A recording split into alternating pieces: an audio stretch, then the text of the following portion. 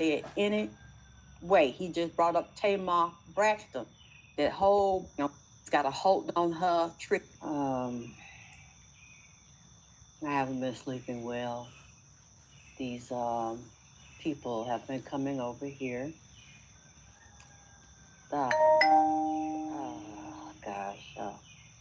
Clam Davis has been here about a week now, just following me around in the shadow.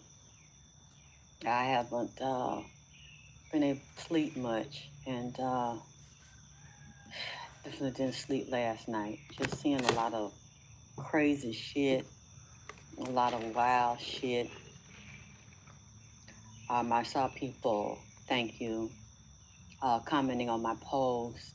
I don't know if you shared the post where I put it on Instagram and it went on my Facebook page saying I had said Clive, that Whitney Houston and Phyllis Hyman have been here telling me Whitney Houston said he was dying, he was dead basically, and they were coming to tell him goodbye. All of his relatives and close people, his he just said Moorish Temple, and the Masons, high-ranking Masons from all around the world, was sending well wishes. He mentioned King Charles. He showed me as well as Donald Trump, the Queen of England, the one that physically died a couple of years ago, but that's still alive in the heavens. He is alive. He didn't just transition, he ascended to a higher level of power. He just mentioned Michael Jackson, too. A lot of these people over there have seen him and spoken to him. It's been awful because I'm so tired. I don't feel well. Can somebody please put my cash up in here? God is really not gone anywhere. He might be physically gone, but he is still alive. He has ascended.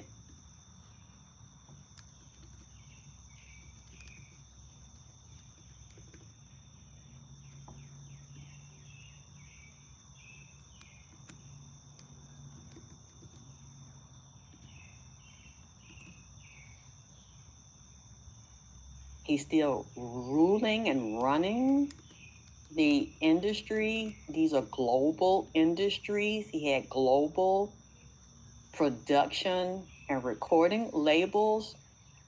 He mentioned Ricky Martin and Menudo.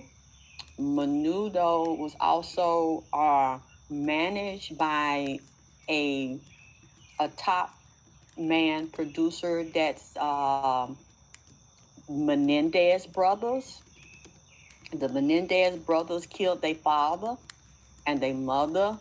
The Menendez brothers' father was a record executive or a high-level executive in the music industry that also was managing Menudo, which is Ricky Martin. They were in child prostitution and sex rings, satanic sex rings inside the music industry.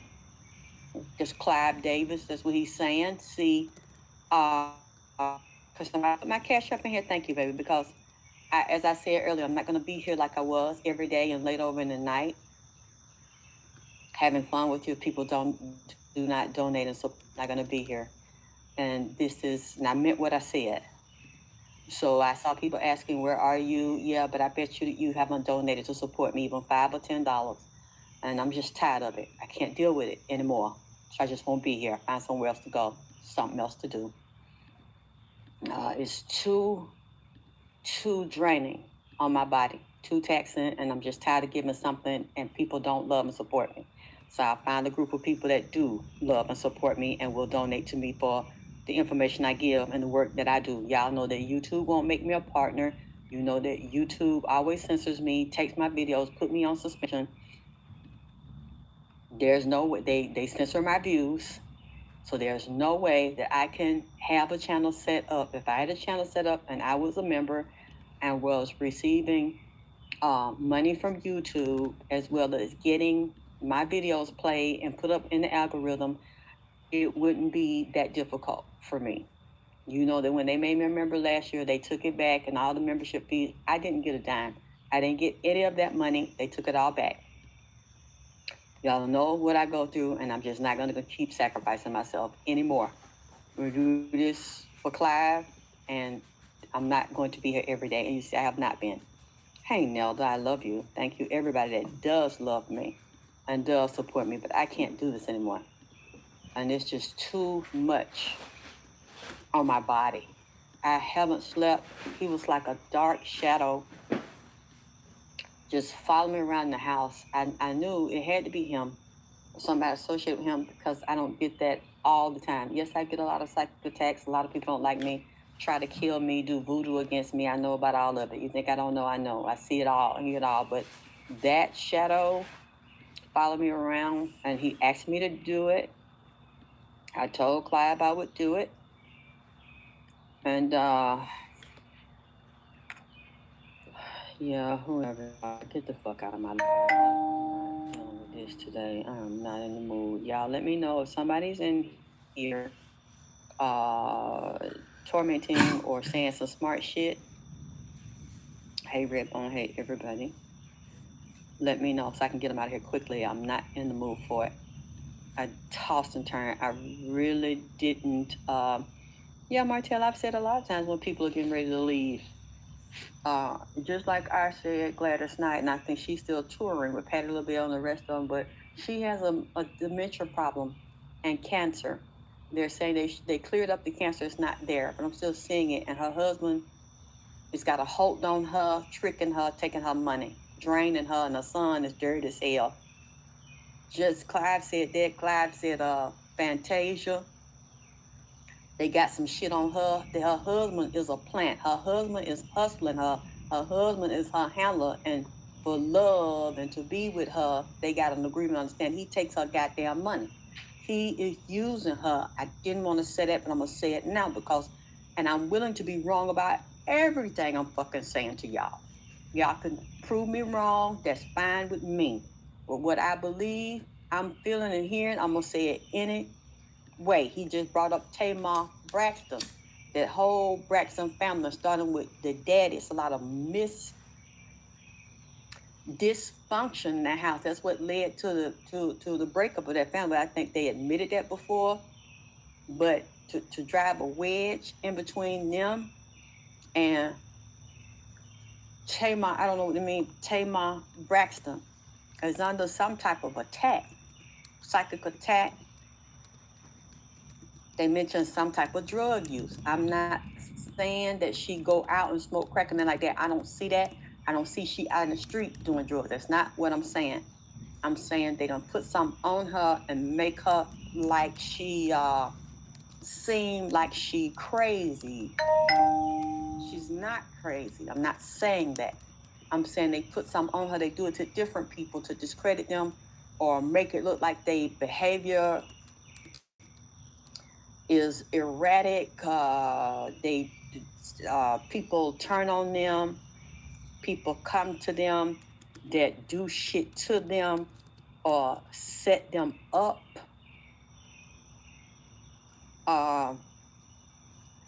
Kelly Price, she's telling the truth. He said they do this. It's like a psychological warfare on certain people when they don't want to cooperate or when they get out of line, or they just may get them in there to fuck with them, to do that to them, and to take their soul. He's mentioning James Brown. He also talked about my father, Jackie Wilson. I said they had him in bondage. He mentioned Elvis Presley. I said that the man was a major or somebody that was Elvis Presley's manager. One of the main managers was a military handler. A satanic handler for Elvis Presley. There was an arranged marriage set up with Priscilla Presley. Those are high-ranking witches and demons. He said all these things are put together by them on the low. It's part of it's a military, industrial complex, CIA, FBI. He mentioned people. He kept saying Ray J. Whitney's mad at Ray J. He's mentioned Ray J, Snoop Dogg, Whack 100. He mentioned Nipsey Hussle, Aaron Joseph Ashkadom. He said they set Nipsey up. Nipsey was a sacrifice. He mentioned Jay-Z. He mentioned Beyonce. And of course, P. Diddy. He said they set Nipsey up for sacrifice. They followed him, tracked him. They put a honeypot on him that he wanted. Lauren London. He mentioned all these people. He said all these people are getting ready to fall. All of the old guards that he started off with and he sanctioned. All the old rappers, all the old singers, all the old producers that were under his protection and that were gatekeepers. He mentioned Africa Bambaataa, Big Daddy Kane. He mentioned Africa Bambaataa. He said they had a child network from New York, Atlanta, Philly, all these cities. Maurice Starr. I think Maurice Starr was connected to New Edition. He said some of them, they're not going to tell it. They were molested. He mentioned, Milli Vanilli. And he said that was easy for him. And said the one that they said they act like they were victims, but they lied and said that they compromised themselves and they mouth and behind. Said that this is what they willing to do. They sold their soul for fame. Couldn't sing, couldn't dance. No, I didn't make Clive a plate. He didn't ask me for a plate. He, I don't quite know. I'm trying to figure him out. Because he said the group they in, they don't like black people. They know that, he said a lot of them know there's a secret connection between blacks and Jews. The European Jew, the Ashkenazi. Some of them are genetically connected to black people. And they were part of the slave trade along with the Arabs, and they still are. Aretha Franklin daddy that's in here, said that he know Clive very well. He been up in Clive. They've been up in, you know what? But that's C.L. Franklin, goddammit. I mean, he said he been up in singers and dancers and actors. Said that when he talking about Milli Vanilli, it was this black man. They all got in a group, but it was another man. It wasn't Clive direct. At first, it was another man that was managing, promoting them. They came to them for Clive. He had a lot of, he called it like a puppet strings. She said that he had a dad, and C.L. Franklin said Aretha Franklin and dad and him was, they go together real bad, like Sexy Red. Didn't I tell you I was getting ready to be some more celebrity deaths along with that boy, K-Tay or Ray Tay or something that just died? He was a junkie. Sexy Red cheated that boy, that producer, out of a lot of money. He was suing him. Just like that white man that died over there in Rio de Janeiro a week ago on that helicopter. When I told you I was going to be bad, plane crash, helicopter crash. Civilian, military, personal jet, small jet, and big jet. And he was suing Atlantic Records because he said that, what is that? It's a funny name, the white boy that was on the helicopter over there with the bangs cut in the front of his head. I didn't realize he was big and he made a lot of money from Atlantic, and you could see it on YouTube. He said that Atlantic had been stealing his money. See what happened to his ass in the plane crash. So Clive was saying that, Little Richard, Tutti Frutti, Old Rudy. Little Richard was having orgies with them. He mentioned the singer Sylvester, the gay singer. So they had people doing rituals with them. Then he mentioned Menudo again, having rituals with them little boys. When Ricky Martin was little, they was turning. God, it's just so much. It's so goddamn much. I don't know why he want me to tell. But the finish this here. With Milli Vanilli, they came out crying and being victims. I didn't know no better. A lot of us didn't know no better when we saw it. Said they were used and exploited and taken advantage of. But he said no. They were down with it. They wanted to be stars so bad and want to sell their soul. He's especially that one that gay. Both of them might be gay. Goddamn it, I ain't never seen now one of them with no Milli Vanilli, with no woman and no children. And he said that they were so excited to do it. This black man that was singing for them. He kind of remind me of the Eddie Murphy and the Nutty Professor, built up like that with glasses sometimes. I don't know if he's still living. The black man that was singing for Milli Vanilli. And that hit song, Girl, You Know It's True, I Love You. And Clive Davis is basically saying he don't feel bad for nothing that he did. Because he said that's how they're taught. There's a different family, a different agreement with them. They're taught you're like the goyim, you like the sheep. And if they can't lead you to slaughter, they're going to get a Judas sheep of your race to do it for them. And they're going to come to you and, oh boy. They're going to come to you and offer you a deal because they're going to let them in. And they get prestige and recognition all around the world and fame and fortune, like Jay-Z and Diddy and them. He said they look like they have it all. They're going to give it to them. They're going to front them things. They're going to make them live the lifestyle. But underneath, they don't respect them. They don't like them. They don't trust them. They use them to dominate the world and to go in certain ethnic groups and get what they want. They do it to white people too. I mean, and basically the ones on top, he said, and a lot of them, they are Jewish. They are part of the same group, same family, and they do the same kind of things. It's not different. They might not let it be done to all their children, but other ones that are in there, this is totally legal to them, even though it's illegal. They are allowed.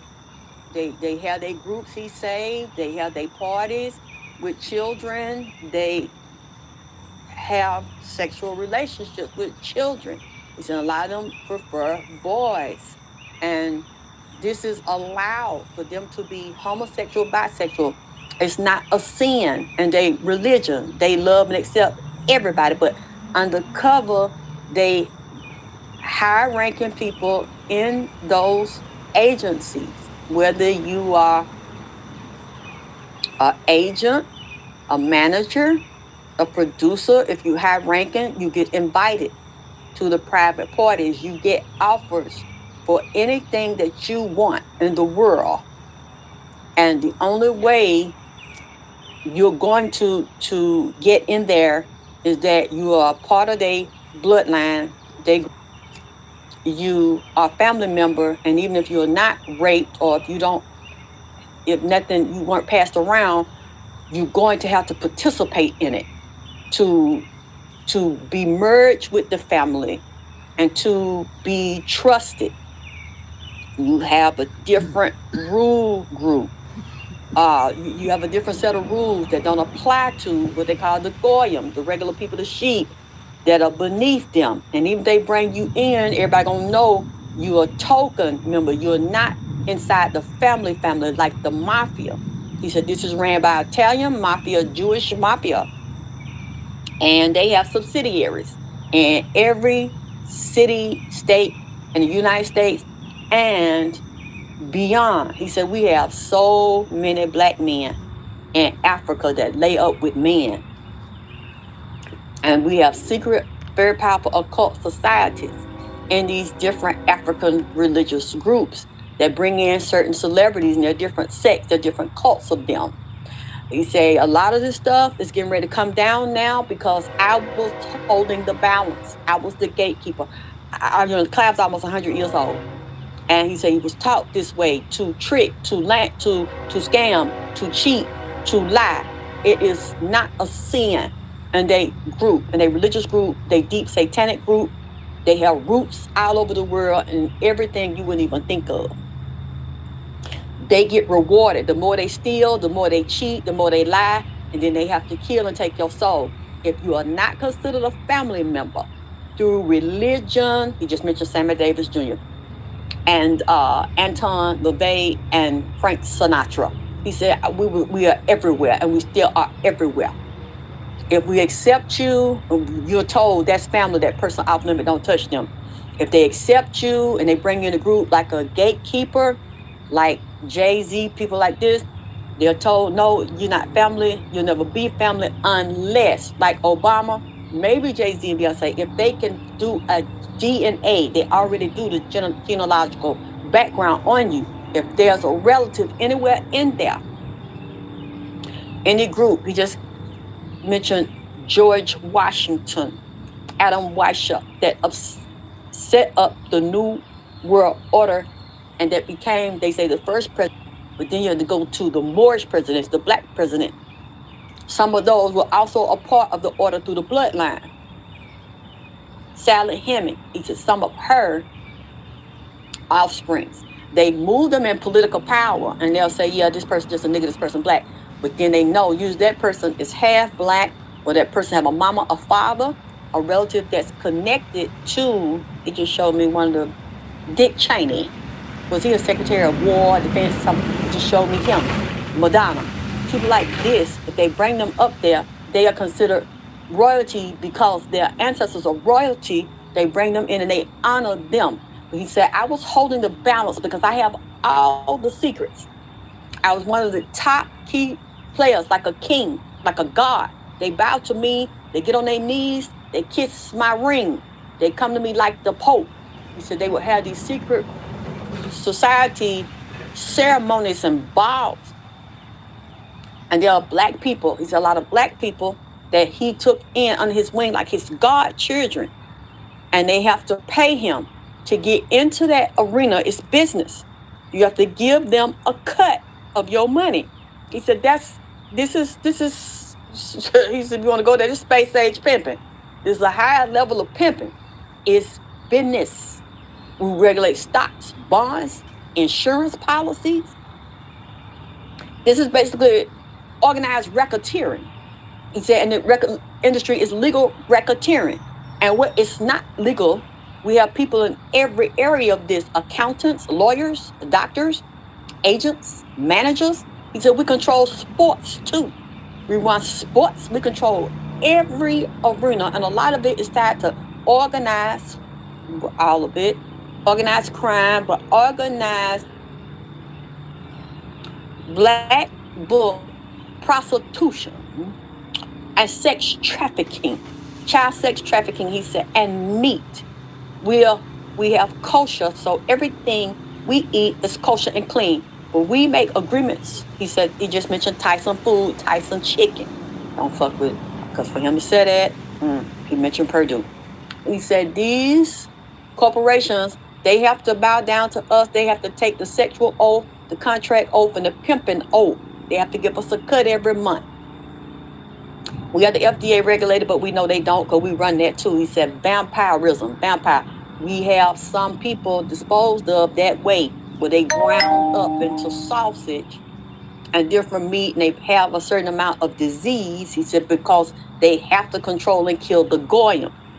So they'll give you chemicals, pesticides in the water. He said a lot of that's come up a lot. He said also a part of the space age pimping is the genetic and biological warfare, and with the Elon Musk and the space link, I think that's called the name of it. He said we got the space age jail ready for the blacks. He said because we are not going to be defeated. He said I was a part of all this. I had investments in all of this, along with the prison industrial complex.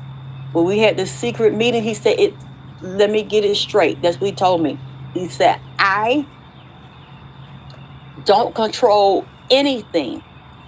He said this even went into the mob. I was familiar with this when they set up JFK and had to get rid of Marilyn Monroe. Those were hits. We put a hit out because the Italian mob was involved with the hit with JFK, and he mentioned Fidel Castro. They taken him down, and the Bay of Pigs. That was a disaster for JFK. He said, but we put a hit on him, and then JFK tried to put a hit on Cuba with Fidel Castro, but then he said there's something about the connection with JFK, the mob, mafia, and Fidel Castro. They want to kill Fidel Castro. If y'all know anything about that, you can tell me if I'm getting this right or wrong. He said, you have to understand, people are saying that I'm the devil and that I put this hit out on all these people and I set Whitney up and all these people. He said, what you don't understand is I didn't start this. It started before I was born, and it was going on when I was living, and it's still going on now that I'm physically, that I decided to leave. He said, didn't nobody kill me. I know what I did. I know what I was involved in. And I take responsibility for that. And I decided how long I was going to stay. And I got an offer to extend my life to stay. He said, I ain't want to stay.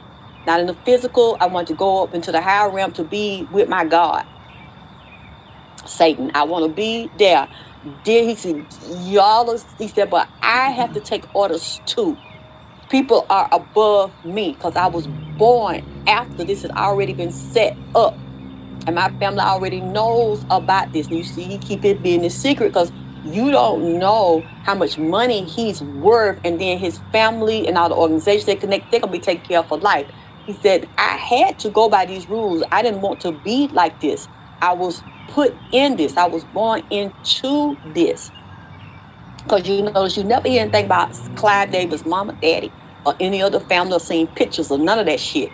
He said, I have to go by rules. He keeps saying this goes up to presidents in the United States. This goes to presidents and kings and queens outside the United States. He keeps pointing me to Charles. And I see this man, he's at Epstein. And this other man, I forgot his name. He's a Prince Philip or something like that. He said, well, they are also a part of it. They cannibals and they like little children. And they like to rape and seduce women on these boats. He just mentioned JFK's wife and her husband, Onassis. He said all these people are a part of this system, or they're not, or their families. They have to go into it by blood. Blood in, blood out. So he said, and what you said, Martell, Clive Davis comes from old money. His mother was wanted for all the New York. Back in the day, I read his parents' wedding was a big deal. Yes, because they secret mob.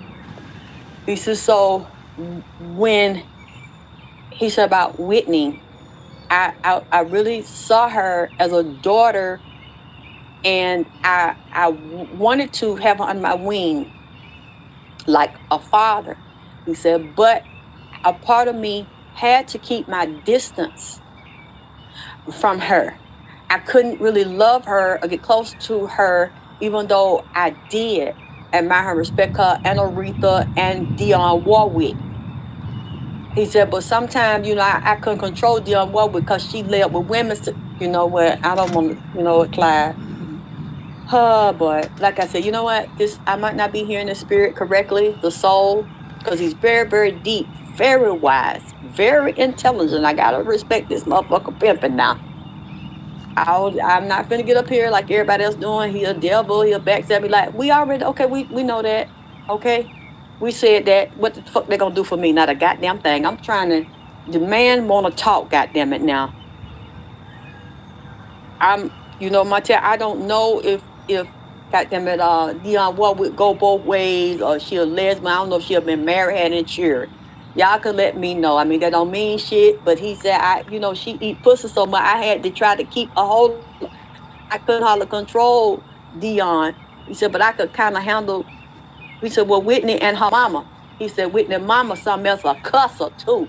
She's supposed to be religious, saying them church songs, but said she used to sleep, drink a little bit. Now, look, I don't know about Whitney, who's a mama, drinking and cussing. Said she's a hell raiser. He couldn't hardly control them women. Now, he said, but I was told by the higher ups what I had to do, or I would be killed. I wouldn't be able to be in the game and move around and do what I had to do. I had orders. He said, and I got protection from the mob in case I do some dirty shit and somebody want to try to shake me down, then they get shut down and get their ass beat, killed, locked up, set up. The police, he said we had control. He said we ran numbers too. We took the numbers from the black people in New York, and we started infiltrating it first. And Atlanta, all these places, it was an order given down. He just mentioned Louis Farrakhan. So I don't know what's going on with Louis Farrakhan, or, you know, they had some issues with him.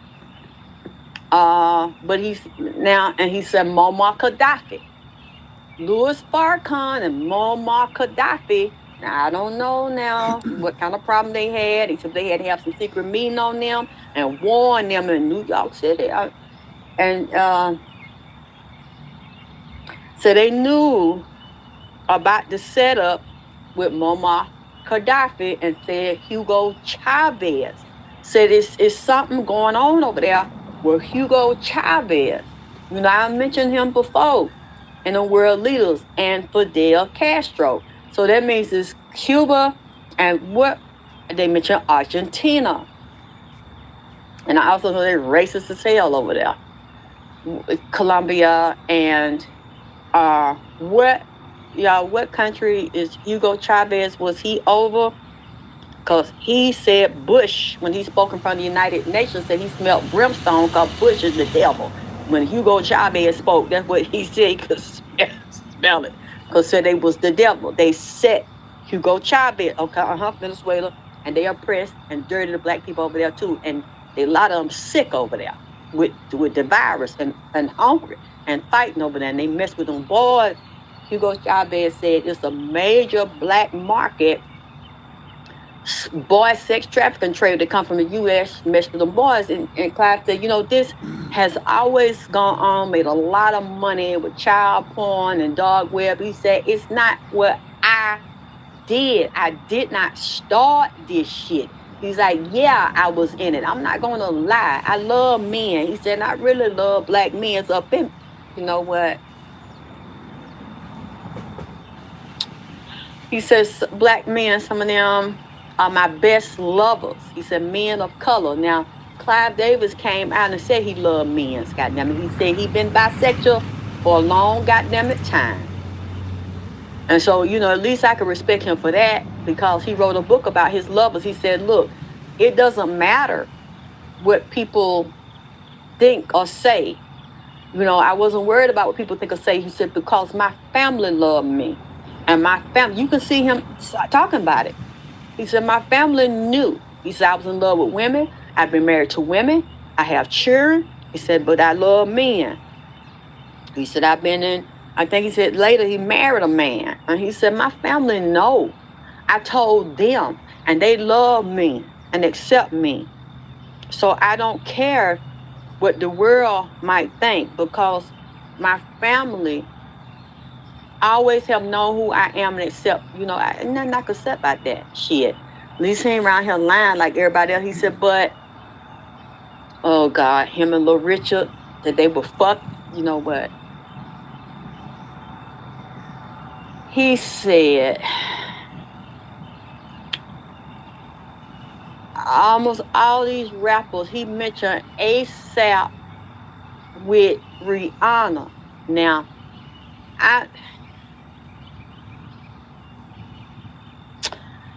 I'm not going to say that ASAP is using Rihanna for money and pretend to love her and have them cheering by her when he really likes men, because it's a possibility she could know how he is.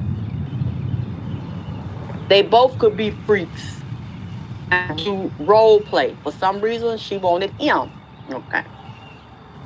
Just like I said that about that boy that was dating them Kardashian sisters. Look like he mixed black and Spanish or something. I'm trying to think of his name. I see his face, but he married to someone in the royal family, a white lady. So a lot of them people in those royal families are freaky like that, or like men that go both ways, or deal with men that's gay. Okay, so it's he said that about him. He said it's not just what was that, ASAP Rocky? He said that whole crew do satanic ritual, met with men, go both ways, or exploit women, use them, abuse them, prostitute. He said they very satanic. So look, I don't know why Clive Davis said that about Rihanna's husband.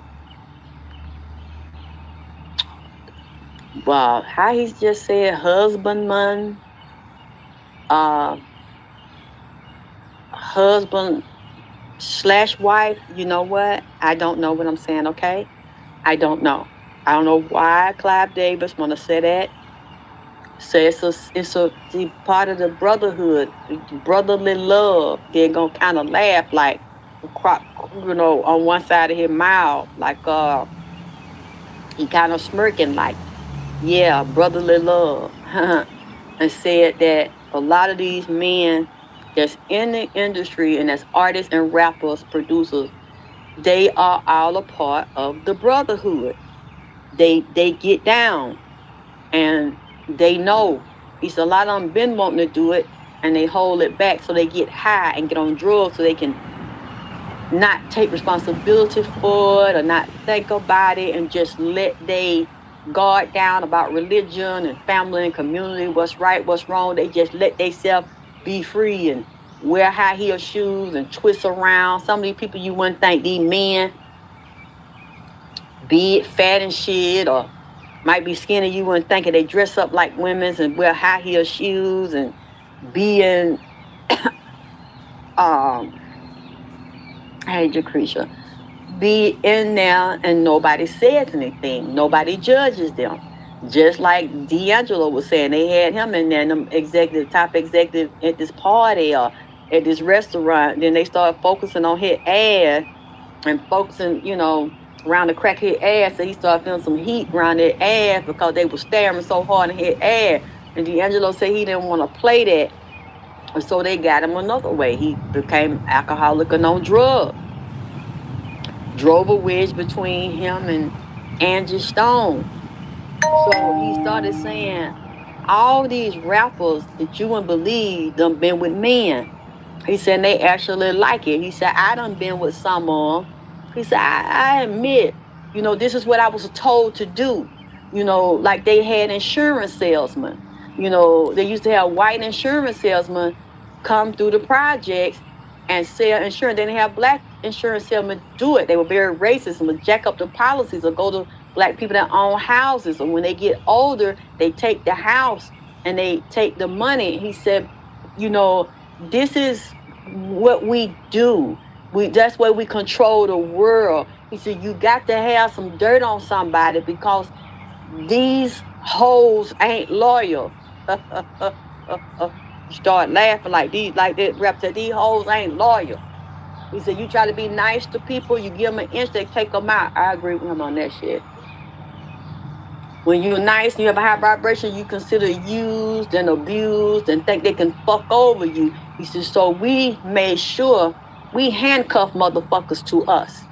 Handcuff the police to us because we did get them involved in dirty shit, or we have mob-owned, gang-affiliated lawyers, police, judges, doctors, anybody in any area you can get. He said everybody, people say they can't be bought. Everybody can motherfucking be bought.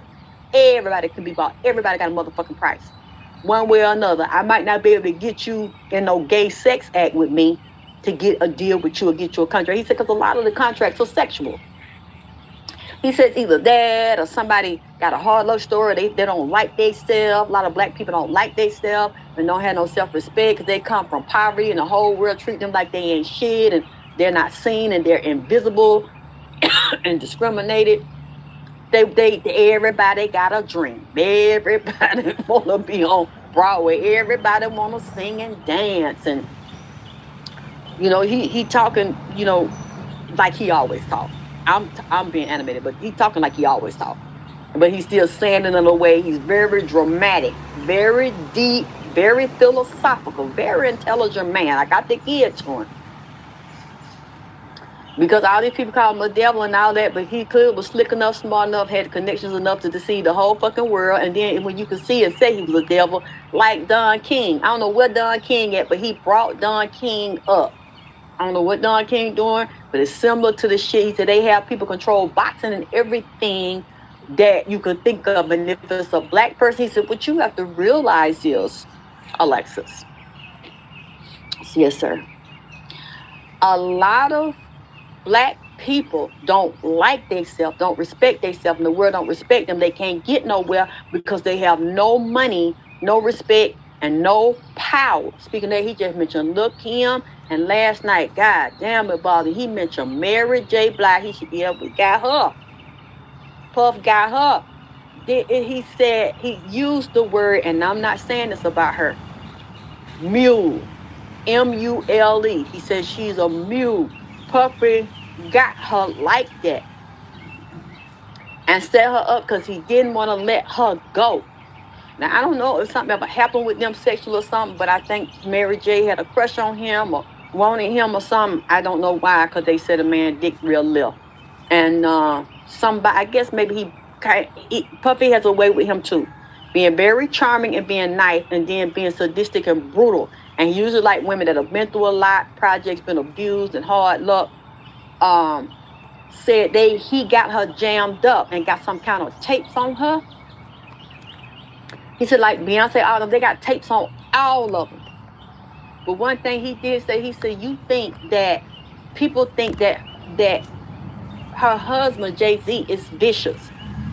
He said, but Beyonce is more powerful and more ruthless than her husband. I said, what? He said, yes. The spirits that are on her, he said, they're male and female. They're human and they're reptilian and entities. One, he showed me a snake, a huge ass python. He showed me Oshun, Ifa Orisha. Showed me a crocodile. If you go back to Egyptian gods, he said that she's not nobody to play with. Very brutal, very vicious, very ruthless. Now, I don't know why Clive would say that. But he said she has ruined careers. She can make them, she can break them, and they spy on everybody. They have a file on everybody, and they watch YouTube and everywhere else. They know anybody that's talented, that's spiritual, in the spiritual realm, that's a psychic, that's a reader. They can tell them something, or they want their gift, they'll snatch their gift, they'll kill that person. They can make that person a star. If they make you a star and they bring you to them and give you a deal, it's because there's something about you, some light within you. Some they won't. Some they want to take it, use it, flip it on you, and then bind you. Some kind of way he said that they got the Clive said they make that girl, they make Mary J. Blige work like that. They keep her busy. They keep her working. They open doors for her, but they take her money. They done took her money. They got her like a slave, like they had her fake husband. There was a handler, never used her, play on her for him and his daughter. She took his daughter like her stepdaughter, like her child. So they used him. They had some shit on him. He met with men. He go both ways. They played him because he said a lot of black people don't mind selling themselves and playing themselves. They don't give a fuck about other black people. They don't give a fuck about doing it to you. You talk to look at them, he don't start laughing. He's standing here laughing, he's leaning on my dress, he laughing. He said, how you think that we done, got so far and get what we want out of black people? Because either they'll sell themselves or they'll sell us someone else. They'll sell us another black person. Said, Puff, got that girl, Mary J. might have to work till she died, and says she's miserable and she hates it. And she cried privately. She's depressed and she cried in the dark and inside, but she can't publicly say nothing. She not gonna say nothing because she feel like this is a death being bound up like that, but she don't want to physically, she don't want to physically die because she started talking. Hey, Kim, thank you for putting my cash up in there. She started saying something. They're going to kill Mary J. They got a policy on her, and they got her working, got her jammed up because it's something she done did or somebody she screwed, and she regrets it because they got it on tape. He said that's the only way we can thrive. You got to get something. You got to have something on a motherfucker. He said, because they get out of hand. He said, they begged me for this lifestyle. I'm God. They beg, and even when I die, you see, I'm physically out my body and I'm watching everything. The media made me as a God. He said, because they all a part of the cabal. They all a part of the family. And I knew that I had to abide by things. He said, so people saying I'm the devil, but they don't know the devil. They don't know the biggest devil. I didn't set up this game. I'm just a player in this game. I'm a man on the board. I'm a chess piece on the board. I'm not the board. I'm a piece on there. You know what? Shit. He said, yeah, I agreed to this shit. I took the oath because there was nothing else for me. I either do that or I have to run the rest of my life from here and there and be a beggar and die. He said, so yes, this is business. These are investments. This is a whole monopoly. This is, and we play everybody. He said, but they beg. Black people beg. Black men drop their pants for me. Black women was willing to do this. He says, well, as white ones too, of all around the world, all races. He said, but y'all just like trying to say that I use black. Yes, we did. Yes, we did. I ain't gonna lie, we did. This was happening before I came here, and I got in it. He mentioned Leah Corn and all, and he said we all are a part of this, and very powerful European nations. He said, I am a part of the game, but I'm not the game. You know what? Shit. You know what? What can you say behind that shit? This nigga said, I am not the game. I'm on the royal chessboard. I didn't create the game. I am not the chessboard. I'm a piece. God damn it, I'm a pawn in this motherfucker too. And yes, I decided to play this motherfucker, and I played this motherfucker well. He said, it was money taken from me. I still don't feel like I got everything that I deserve. He said, but yes, I like Isaac Hayes, I stand accused. You know, I stand accused. He is not standing here saying he didn't do anything. He just don't like everybody say I'm the bad guy. I did this, I did that. He said, but I'm a pawn and I'm a worker like everybody else. I'm not the queen bee. I am one of the workers. He said, and I did. Don't say don't hate the player, hate the game. He said, I did take the oath. I did bite the apple. Yes, I'm in the garden. I lure people in the garden. If you want to say the snake is Satan, that's me. And you want to see he lured Eve. He said, but I got bitches bending over like Eve. Every day they beg me to fuck them. He said, they beg to go down on me or let me go down on them while the contract laying on the coffee table. You know what? And that's something we got to accept. He said, it's black people that sell. I mean, you know how Phyllis Hyman feel. I already told y'all she feel. And I said this last week because she's very upset. But he said, you know, fuck this bitch. So he said about Phyllis Hyman, fuck this bitch. Because I ain't like her anyway. He said she was already conflicted, didn't know what she want to be, a man or a goddamn woman, gay or straight. Do she want some pussy or do she want some dick? Said she was fucking men that were gay and go both ways, because one of them I had because I sick motherfuckers up on her. He said that's what we do to all of them. We monitor everybody. I know everything that you do from the time you wake up, what you eat, what you drink, what time you eat and drink to the time you go to sleep. I know what pills you like. I know what mental problem, what physical problem you have. You said, and you fuck with me and rub me the wrong way, I'll put some mental problem on your motherfucking ass and put some, you know what? You see what I'm saying? You see what I'm saying?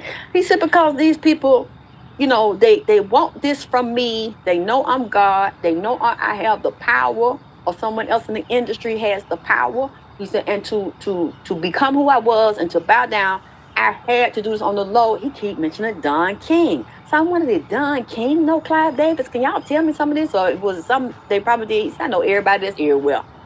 He said, I got eyes every motherfucking well. He said, because these people with this nigger mentality, he said, because he said, he know Obama and them, he know everybody. He said, I know presidents in the United States, and he just mentioned Idi Amin. These people are trained a lot of times by military or FBI, CIA. They work with them, they get deals with them. That's what he's saying. He says it's gonna be a big war that's gonna come out, a big famine. He said, problem with pensions and SSI and investment funds. Like individual stocks, he says one thing, but when you invest in a group of stocks and bonds, is one thing. He says problems with bonds or bear bonds, which bonds, you know, control money. To control cash, you have to understand, or to understand money, you got to understand bonds. And he said insurances, they ready to cash insurances in. He said the system's gonna fall. All of the producers, rappers, and singers that start off in his era and the other Jews that put them in the record industry, he just mentioned Damon Dash. You know, a lot of stuff Damon Dash said was true. He said, watch them because they finna fall. He mentioned Irv Gotti and his brother with Murder Inc. and Ashanti. He said, what the name on dope? Ashanti Hubman on dope. And like the fuck girls. Like not children, but different people. He fucking around on Ashanti. I think, did they get married? They got a baby together? Said he been had a pill problem. And he got split personality. You know what? What the name is?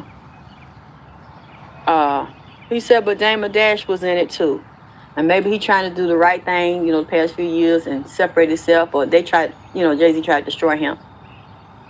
And there was a lot of secret rivalry and resentment towards them for years, or between them. Jay-Z didn't want to be controlled by Damon Dash. But all those people in some way sold their soul and did some things they don't want to talk about or they're not proud of now, and dealing with exploitation and women.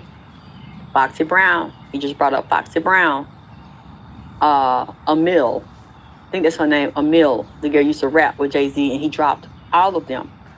They were saying this body's buried, and it's a lot of murders that you don't know about, and they're getting ready to come out. He said this system's getting ready to collapse and fall. He said we're a part of that. That's why he mentioned the prison industrial complex, Elon Musk, the brain mapping, and they have an inmate system where people are not going to physically do their time, or do their time in cryo and have these brain chips in, or the brain chip of another human being, or a synthesized, a fake brain chip where you're acting and seeing yourself as someone else, even though you look like the same person, or come out cloning.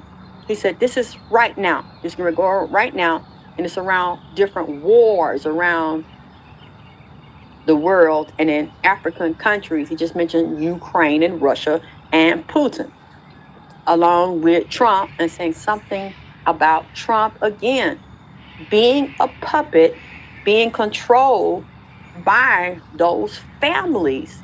He has to do what they say, or they're going to expose him or destroy him. But he's saying he's already dead. You know what? I didn't mean to say that.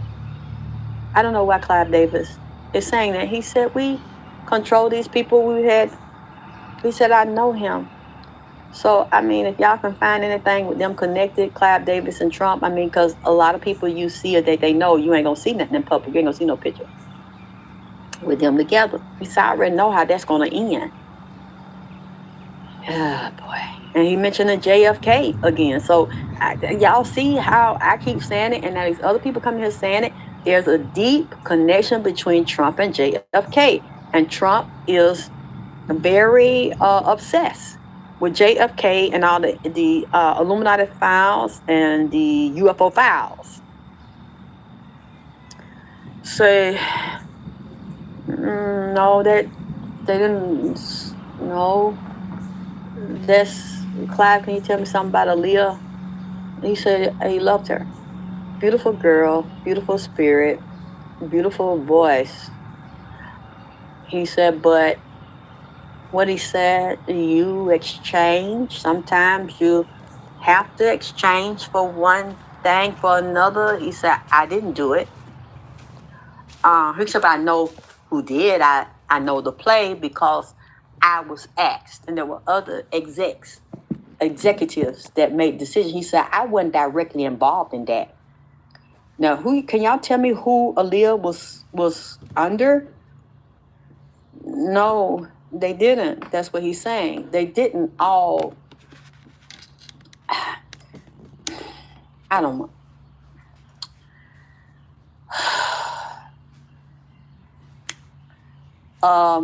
Y'all know who was accused of this, okay?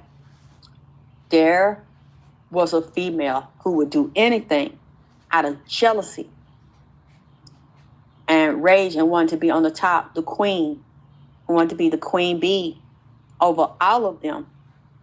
But you wouldn't suspect a pretty woman of being that way. Or you wouldn't suspect a lot of women, period, because they're females, of being that way. This was a deal, from what he's saying, her and her husband. Yes, I'm not saying the uncle had anything to do with it, and then having her involved with R. Kelly, because R. Kelly was in love with and obsessed with her. He still is. She still comes around him. He didn't sacrifice Aaliyah. I mean, I could be wrong, or I'm just not getting it at this time. R. Kelly didn't do it. He wanted to keep her and control her and marry her and be with her and block her from everybody. But Clive Davis said he had R. Kelly on his knees. Now, look, God damn, he started laughing. I mean, he's like, all these men, a lot of these black women admire and see them as manly men. He said they are very manly because I done had them in the shower. They on their knee. I'm on my knee. We taking turn. Or the exec, we run the train. We in the office doing it. We on resorts doing it. They take their girlfriend, their wife, and then they say they got to go out in a meeting. I be in their ass. I mean, you know what? Or they be in mine.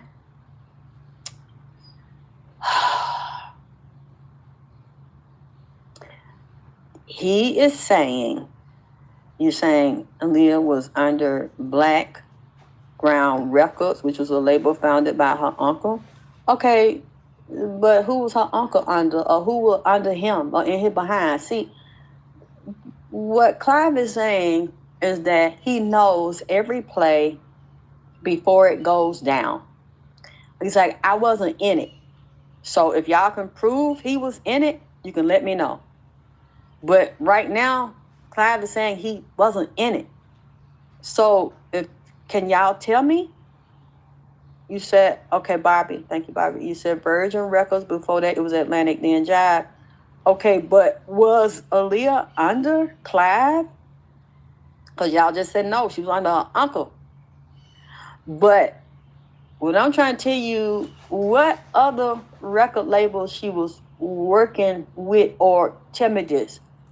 When she was under her uncle, was that when we saw her with around Jay-Z and Damon Dash, Beyonce?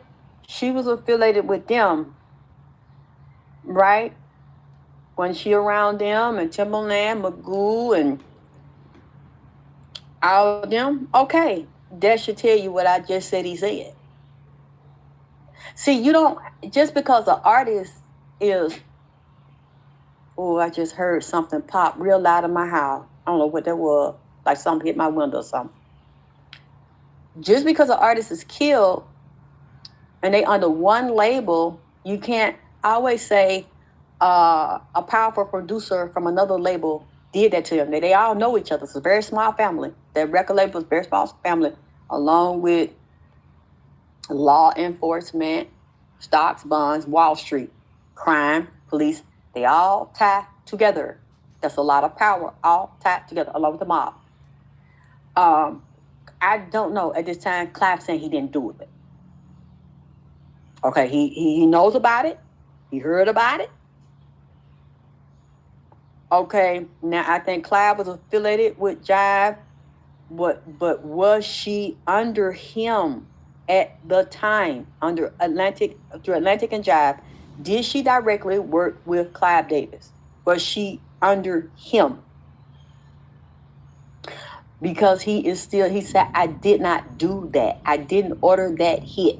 I knew about it, but I was not directly connected to that.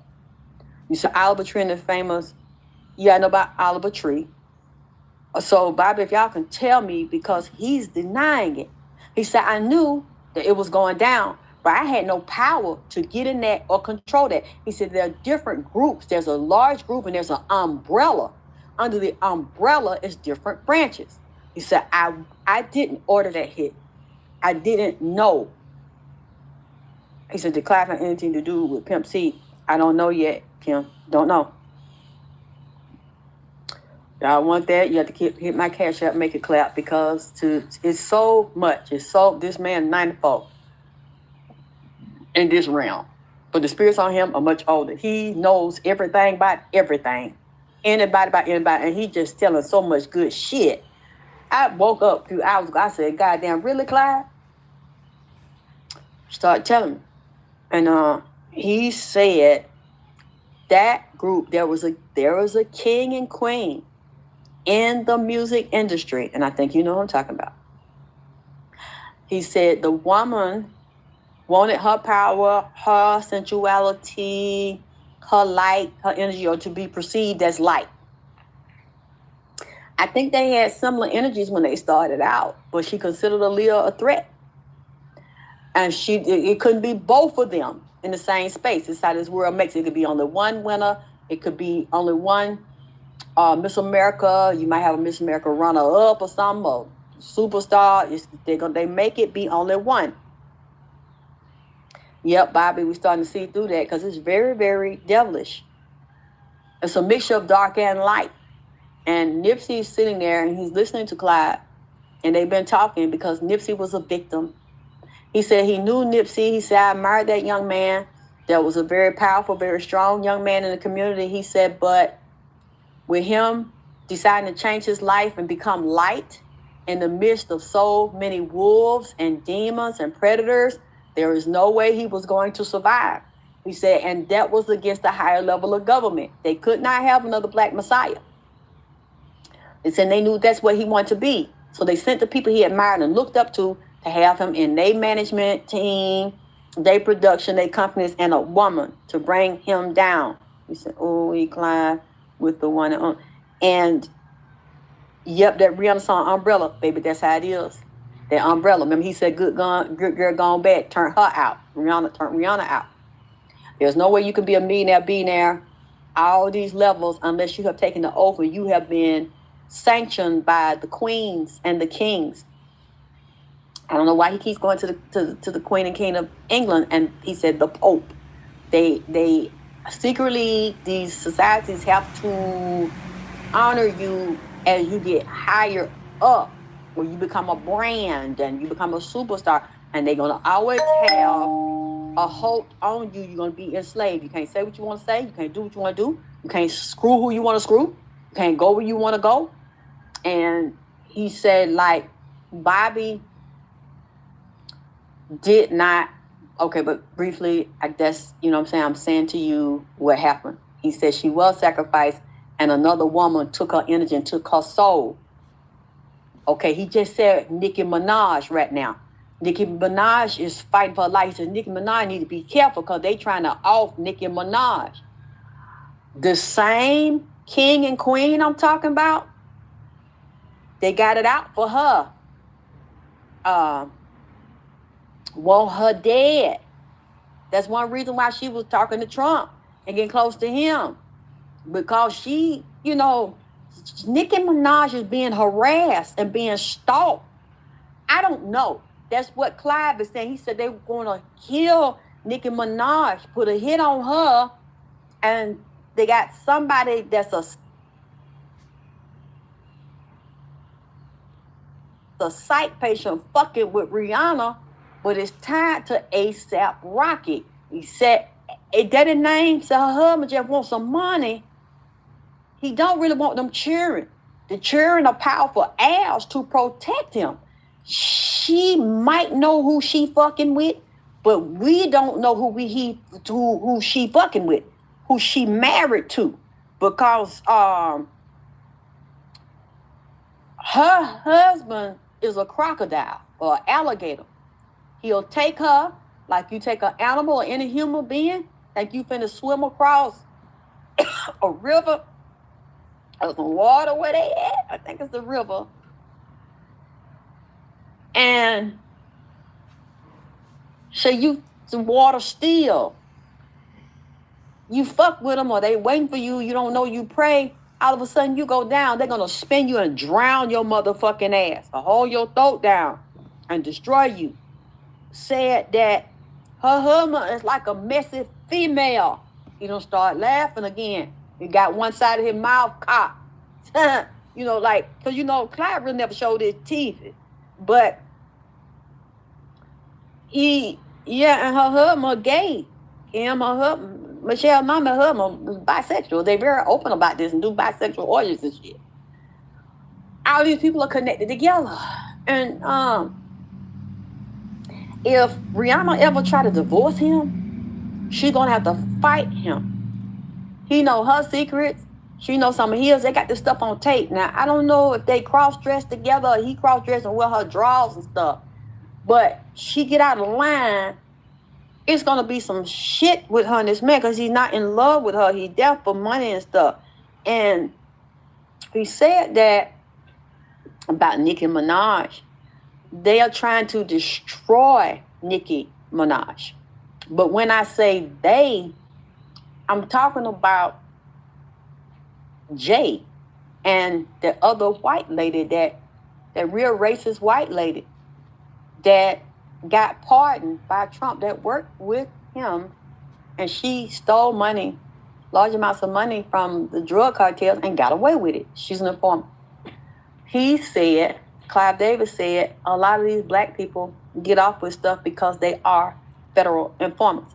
He mentioned, not only did he mention, said Snoop Dogg been screwing different young women and got children under the cover for years behind his wife's back, but I guess they're going to stay together, you know, and go along with this. So he very dirty and very ruthless, along with Ray J. Ray J is so conflicted and very feminine-like he might go both ways, do anything, and he a big liar.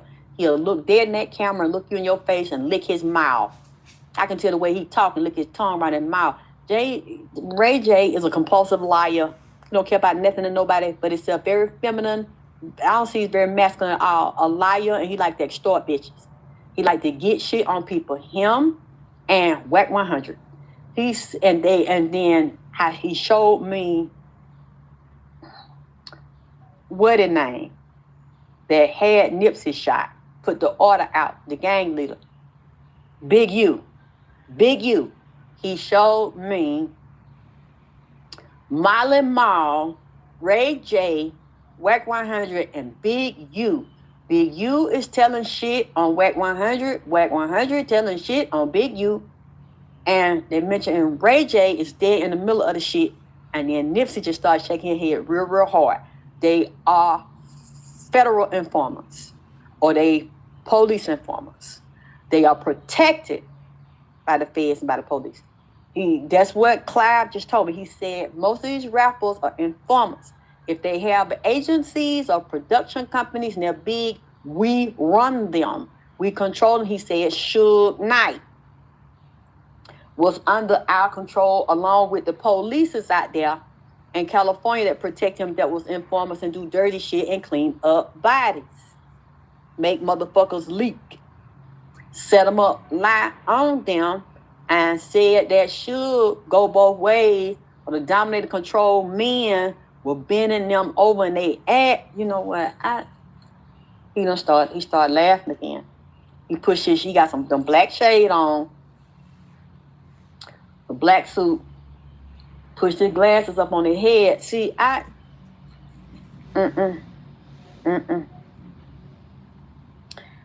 Lord have mercy.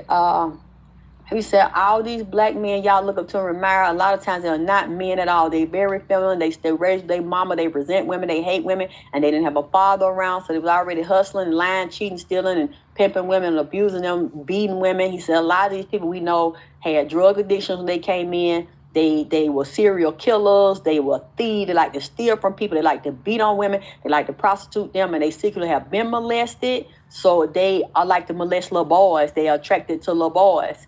And it's church or musicians or their teacher, their uncle, even their daddy. He said, we know all their secrets. They have to tell us what they've been through. We work very close to them. So we put managers, we put agents on them. We put even talent around it. He said, it's some athletes I know or have been a part of investing in their companies or their careers, he said. And we'll put, he said, like Bruce Jenner, we'll in college, we'll put them together with them. They get a scholarship in college, or once a week they become a top athlete and they get commercial endorsements and all this. We'll put a roommate in there, somebody around them, they managing their agent, a man to fuck them. You see what I'm saying? To be with them and fall in love. He just mentioned Greg Louganis. I don't know if Greg Louganis is still alive, but he's around, but Greg Louganis was a top Olympic athlete, I think a swimmer. So he came from a broken home and had low self-esteem. He said, we know that. So we don't want them to, buck on us or turn against us, or we know they have an addiction.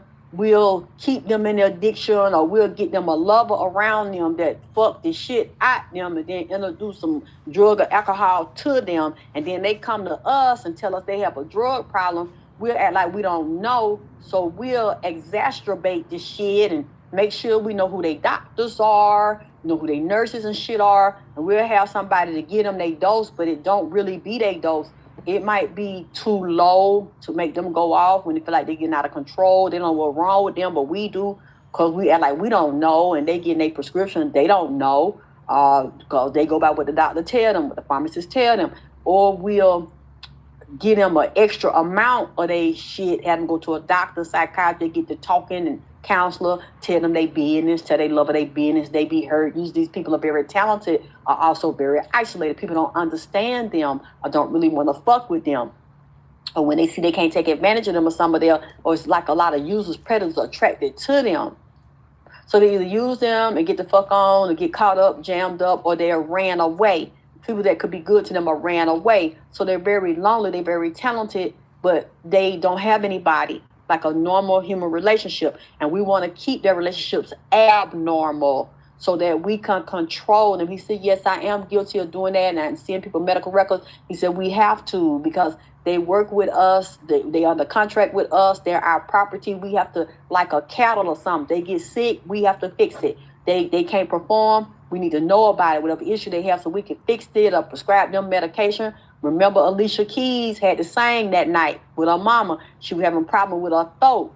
What did Clive do? He immediately brought a doctor in. They gave her some kind of shot or something to help her throat. Y'all remember that? Y'all go look at that. She went under him. Oh, thank you. Somebody, Adidas, just discovered me. You said I discovered you from TikTok. Thank you, baby. I'm sorry I disappointed you, because all the old videos you see me talking shit and loud and all that, I don't do that no more, baby. I see y'all have, I can't. I've been through too much. I've gotten older and matured. That's something I knew I would never do my whole life. I mean, it doesn't really look good. Somebody in their 56 years old is talking shit like that, talking loud. I mean, people do it, but not for me. So I hope if you came here to see just that person, and that was 20, almost those, some of those videos are like 10, 15 years old. So if you thought I would still be doing that, even though I have my moments, I don't, baby.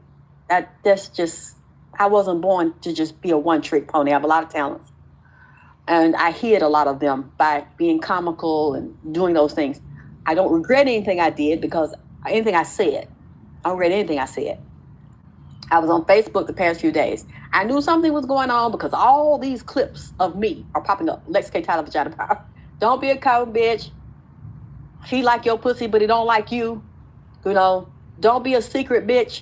Fucking a nigga for 5 years and he fucking another bitch and nobody knows you've been a secret pussy for 5 years. I agree with everything I fucking said. I agree with all of it, and it's still true. And I'm waiting for somebody to prove me wrong. I know people didn't like me But I still believe that what I said in 2006 and 2007 is still true in 2026. But I'm not doing all that, baby, anymore. You know what I'm saying? But I see y'all have made me a classic. Y'all have made me immortal. When I physically die and leave this planet, I know now y'all will still be talking about me. And y'all will keep my videos alive. But like Clive was saying, like he fixed Alicia Keys. Now, okay, I hope y'all don't get mad at me. He says she like put her mouth on women's, and her husband like to put his mouth on mushroom tip. Now, I don't know, goddammit. Now, I might have, he done started laughing again. He started laughing, he like chuckled down in his guts on that shit. He said, I protect my artists. He said, I know what they do. He said, I know all their vices, and I like to keep them in their vices so that I could control them, and I know they ain't gonna go nowhere. He says she go both ways, and her husband go both ways. He says she not gonna get with nobody. She can't manipulate and control it. They go both. So who is that, Swift Beat or something that? Okay, good, Bobby. He said, I know about that. That's like one of my godchildren. He said, they do what I say. Oh, God, here come Aretha Franklin again. Clive, look, please don't lie to me, okay? Did you have anything? He said, first of all, her daddy knew. Her daddy knew that she was on drugs. He said, Aretha Franklin was on drugs. He said, I knew about it. He said, but I ain't stop it. I knew about this shit, okay? Yeah, but you ain't, Clive, look, I ain't asked you and you done start talking over me. Like, did you do the shit? Did you set it up? He said, well, I didn't directly set that up. He said, but I knew what was going on. I didn't get in to stop it. He said, I don't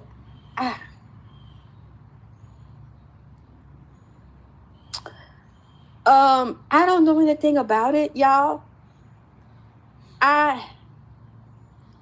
Please don't call me auntie. My name is Alexyss. I don't like that. I don't care how old I am chronologically. I'm not an auntie.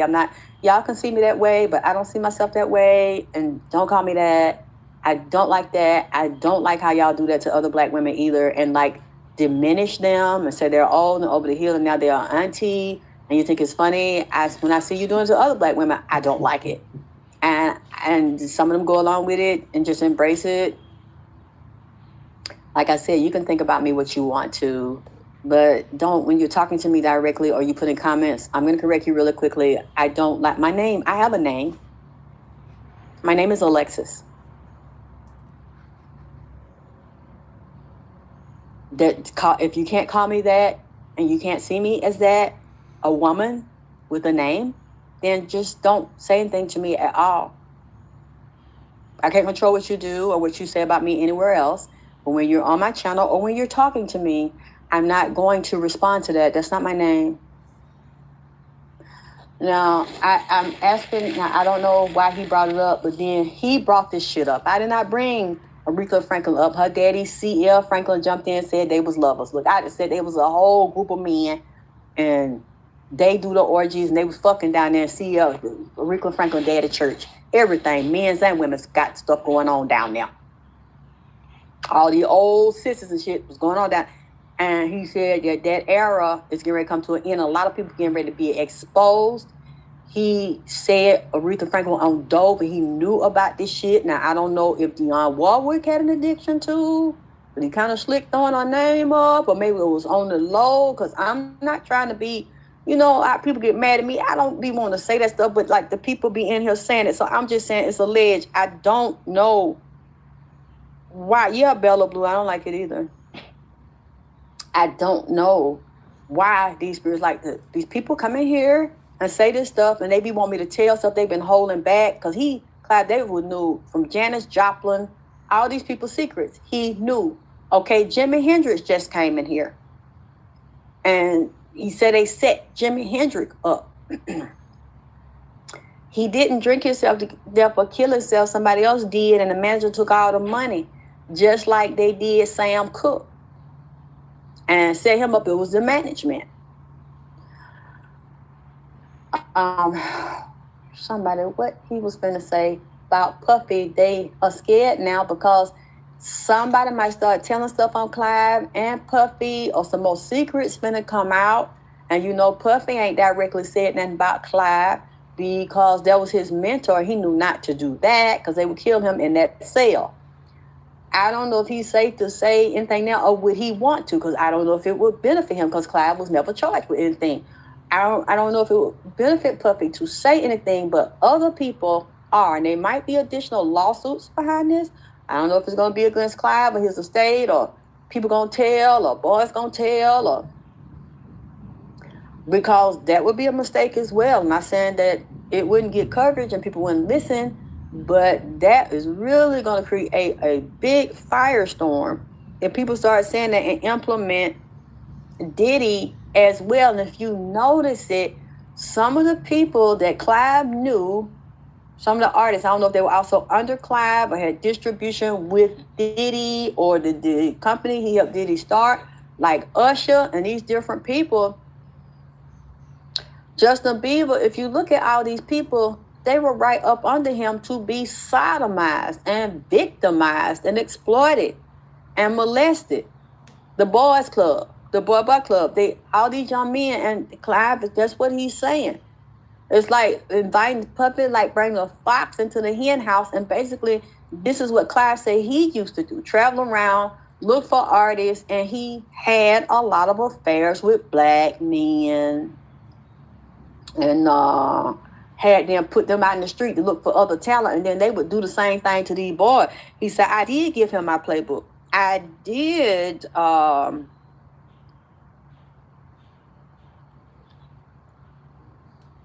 he said, I did set these things up, but you know what, I don't there's nothing I could say. He said, I did set it up. He said, but it's like the devil. You know, it still was their choice. That's what he's saying. It was their choice.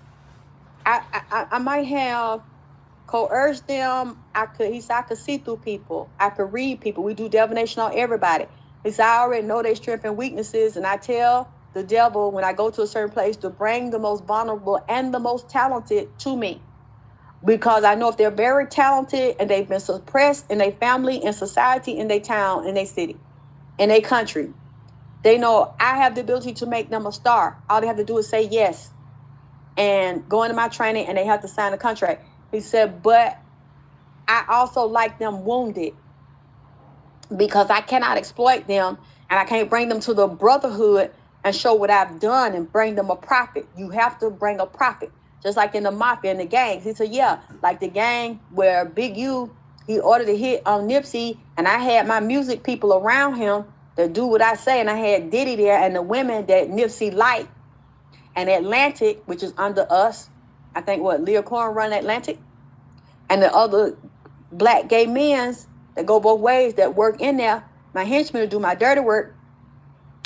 He said, I basically opened that door. He said they slaughtered Nipsey, and Big U knew about it, and he is satanic as hell. Saying he go along with it. He said, we run the gangs.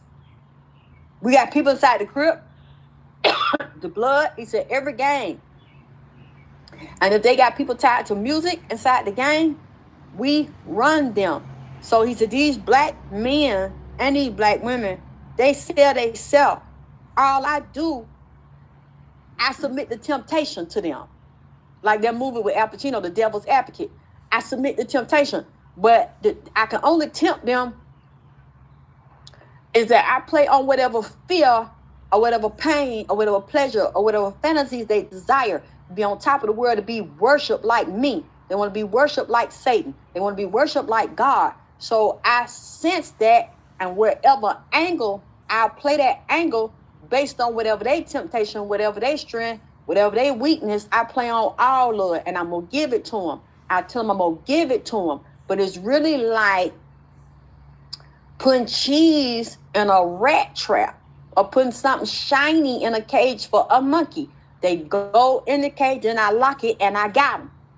You know, I enslave them and I bind them by their desires, their weaknesses, their poverty, their pain, they secrets, they molestation, they rape, they abuse, or they're abusing other people or raping little kids. He said some of these people have raped their daughters, raped their sister and got them pregnant. He said all these rappers have a story. All these singles have a story, and I exploit it, or I create a situation, and then I exploit them again in the bed, in their ass, you know, or I prostitute them.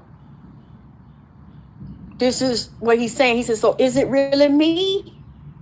If I'm the devil, and I offer you your greatest desire, your greatest temptation, well, I know you've been dreaming of since you were 5, because I could see it. I could see through people. I could perceive things. The way they walk, the way they talk, their body mannerisms, I already know if it's a sucker or not, because I play on their weakness. If they take the bait and they sign the contract, they take the money, which is nothing but like some toy money, or it's an illusion, it's a loan, and I'm going to take that back plus interest, and I'm going to make them pay for it, not just them, the rest of their life. I'm going to go into their children, I'm going to go into their grandchildren, their great-grandchildren to perpetuity, and I'm still going to be stealing. I'm a thief. But if you go for it and I play on you, am I the only one that's wrong? That's what he's saying.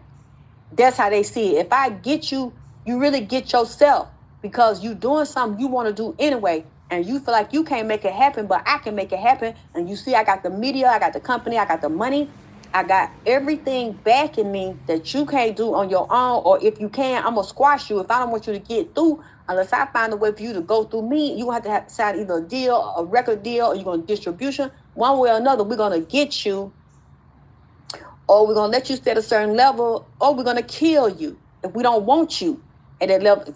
You know what? I mean, this is so fucked up. He said we run everything. And we also run the United States through Israel.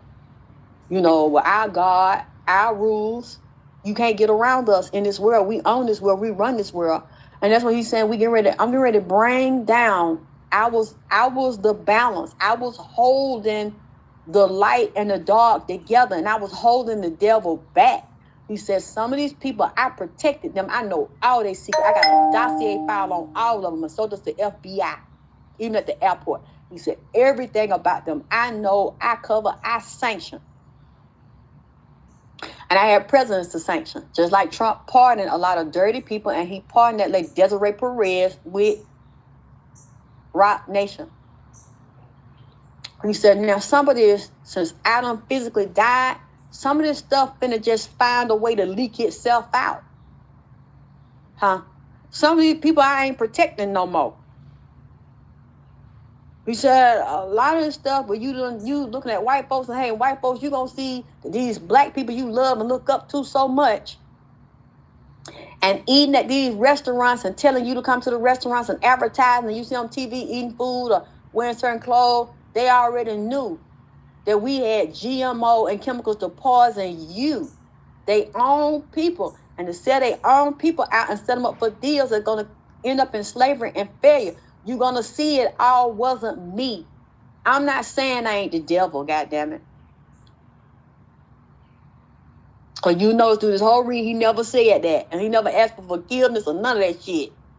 He said, but I can stand over here by myself and be the devil. I can have all these riches and gold and temptation and stuff to bring you down.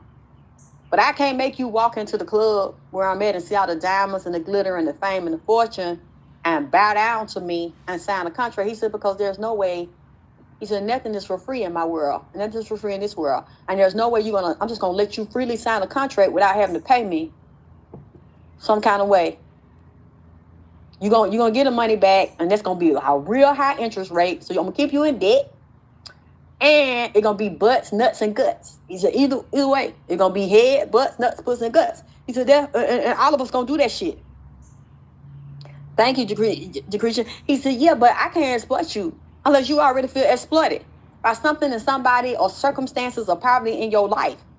And then you come to me and I see it, but I see your talent and I'm saying they holding you down and I'm going to hold you down too. Unless you sign this contract, and I'm going to open this whole world up to you. And then me and my crew is going to run a train on you. He said, we're going to run a train on your pocket. You're going to sign non-disclosures, stuff you can't ever tell. We're going to run you. We're going to enslave you, your whole motherfucking family. And we're going to teach you to enslave others. And you're going to give up them 3 holes in your body. And he said they're going to have a whole group of lovers, just like you see 50 Cent, baby mama, is screwing, puffing, and going on prostitution, extravagant trips where she is a prostitute. And you see she like it because she is doing interviews right now on OnlyFans, and she's making a lot of money and getting a lot of attention from black men and all other men. And he said, this is what we do. He said a lot of them are transsexual and go both ways. And we have trannies in there, and they love them chicks with dicks. He said, because we have to distort the pool. That's the God I serve and I work for. Everything that's up is down. Everything down is up on the checkerboard flow. That's what you gonna do.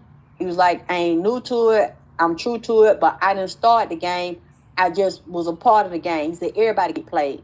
I got played like everybody else. I'm a worker. I'm a servant to the system. I am not the system. You think I'm a devil. You haven't seen the biggest devils that are behind the whole game. I'm just one of the players in the game. He mentioned something about sports, entertainment, football too. He said, we got them. A lot of those men that are top football athletes and basketball athletes, soccer, he said, go all the way down the line. They are gay, or they go both ways, and they taking meds. He said all these women that follow them and run up behind them, they got secret lovers that are men, or they got diseases. And a lot of these women got herpes and other stuff. But he said they feel like, so what? They got that wealthy lifestyle. They got that wealthy player. They got kids. As long as they can have that wealthy lifestyle and take care of themselves, they'd rather be sick and rich than sick and broke. Because like nobody ever know they sick. They get all their health care, their beauty care, their maintenance, their meds. And it's a secret. Just like it would have been a secret if Magic Johnson hadn't decided to come out and tell. They say his wife, Cookie, has never tested HIV positive. But he has, and he's on the treatment. He might not even have it anymore. But they put him in that position because he was screwing men and women and in them groups. That's what Clyde is saying. He said it's tied into not only the prison industrial complex and military industrial complex, but the pharmaceutical companies, stocks, bonds, trades, and all currencies, he said, in China. He said, so they had a new med they want to test. They had a new, with Dr. Fauci, some other doctors, they had a new virus they want to put in, race-specific bioweapon for gays and blacks and people of color, Latino. They then use him as the poster child to come out with this here. And you Rock Hudson and other white actors that were undercover really gay and made millions off of them and created a global epidemic, putting it different places. And then they gave Magic Johnson all this money, let him retire because he couldn't play basketball no more in case he get cut. And he got all these restaurants, movie theater, Magic Johnson Theater. He said they picked different ones to sacrifice themselves for that. You know what? I got a monitoring spirit in here because I just seen a goddamn gnat, a fly. I don't know what they've been in here about a week since his ass I see was dying. See, I knew something demonic about this shit because they've been fucking with me. And they'll follow you like it's down in the kitchen or around. I thought it was something I left in here too long, trash or spoiled. I took it out. They were still in here. I said, you know what? That's a goddamn monitoring spirit. And then they're going to follow me upstairs where I damn go. That's what I knew. See, if you got a fly or something in the house or a net or something in the house because you might have kept something out too long or garbage in there, something they eat, not the goddamn garbage and shit, and you throw that garbage away, they still goddamn it in there. That's somebody done sent that shit and some goddamn monitoring spirit to send that shit. He laughing again. Send that and tell them what the fuck you doing. Or it could be some entity around you. I knew it was. I ain't never seen no dark, it was a male just up on me, on my back, up in my ass, just following me. I said, why do you keep following me? Why you up on me and up in my ass like this? Just all up in my back and shit. I'm like, and it's been going on for a week since I said that shit about his ass. Then I figured it out. I said, then I noticed when they announced him dead on the day after summer solstice, June 21st, longest day of the year. And or longest day of the summer. And then on the 22nd, they said he dead a couple of days ago. That's when I felt it release down. I didn't see it so heavy. That was you, Clyde, and your crew. There's other men I see standing out in the yard. They holding their hand up. They in New York.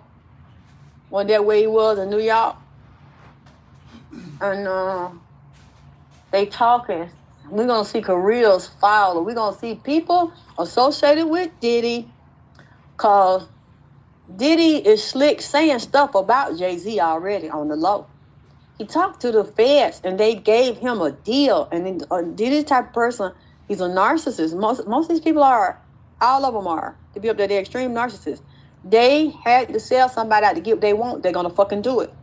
Even if they've known you all these years, been in bed with you, married to you, all that shit. I couldn't believe that either. I just think that. While Oprah said Whitney fell on stage and she kept it a secret, I'm like, why would she tell that? And you know who else he said he don't like? He said, fuck that bitch, Wendy Williams. He don't like Wendy Williams. I watched that interview. Y'all watched that interview. I put it on my in my YouTube forum. When he was, if you notice it, maybe it's just me, because I sense a little shade. Like, when she was interviewing him on her show and Clive Davis was talking about Whitney, he said, so how did you meet her? He said she was beautiful, she was young and talented. And then you hear Whitney going, And I said, why she keep talking about, She asked the man a question, the man trying to answer, and as he's talking and elaborating, because you know Clive's always, he's very smooth, very articulate, but he take his time. He's very controlled, his emotions, very methodical and shit. So he's calmly talking. And I wanted to hear what he was saying, you know, and he was talking very calmly, talking about her because Wendy asked him. But I knew Wendy didn't like Whitney, and she was jealous of her. And I always talking about her and Bobby and the stuff they were doing. And I think said Whitney was a junkie, but Whitney admitted she was a junkie. So she said she knows junkie when she see one. And Whitney called me and cussed her out and threatened to take her shoes off and put grease on her face and whoop her ass up there at the radio station. So they never really liked each other, but Whitney didn't start it. When you know how she like tell people business, and you know she cut him off. Well, she was like, You know how somebody asks you something, then you saying something they don't really like what you saying, but they ask you, goddamn, they ask you the question. Listen to it, you'll see what I'm talking about.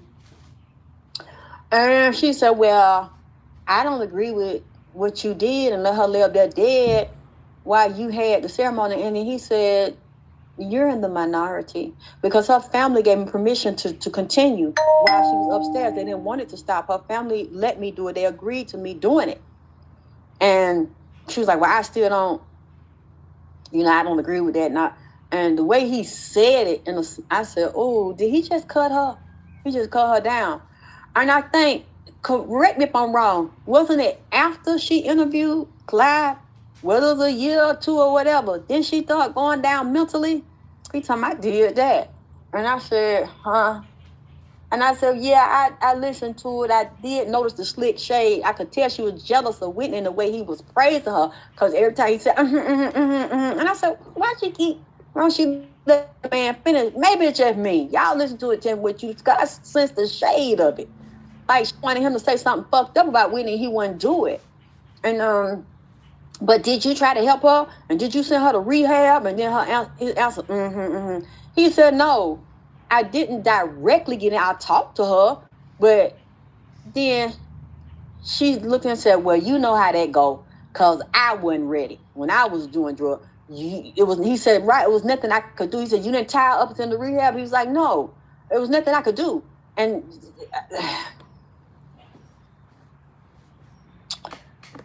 okay, Clive did say that he knew about the drug use. He knew about her brother. He said something about Whitney was molested. The brother go both ways, or he knew somebody that had her brother in the behind.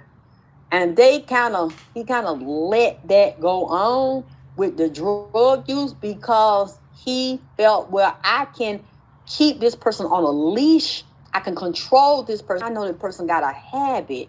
He said she had a habit since she was young, before she even met Bobby. Because Bobby did not make her a junkie. And then he said he, wanted to try to separate her from Robin because they were fucking. Like, Robin was obsessed with her and jealous and real in love with Whitney. Said Whitney was with a woman. Like, they were going together. He didn't, he was okay with it, but he kind of felt Robin could be her handler and keep her in line, but then also that dope. Like, and Whitney was stubborn, and she would get very aggressive, want to fight you. If you don't want to agree with her, you trying to make her do some shit you don't want to do.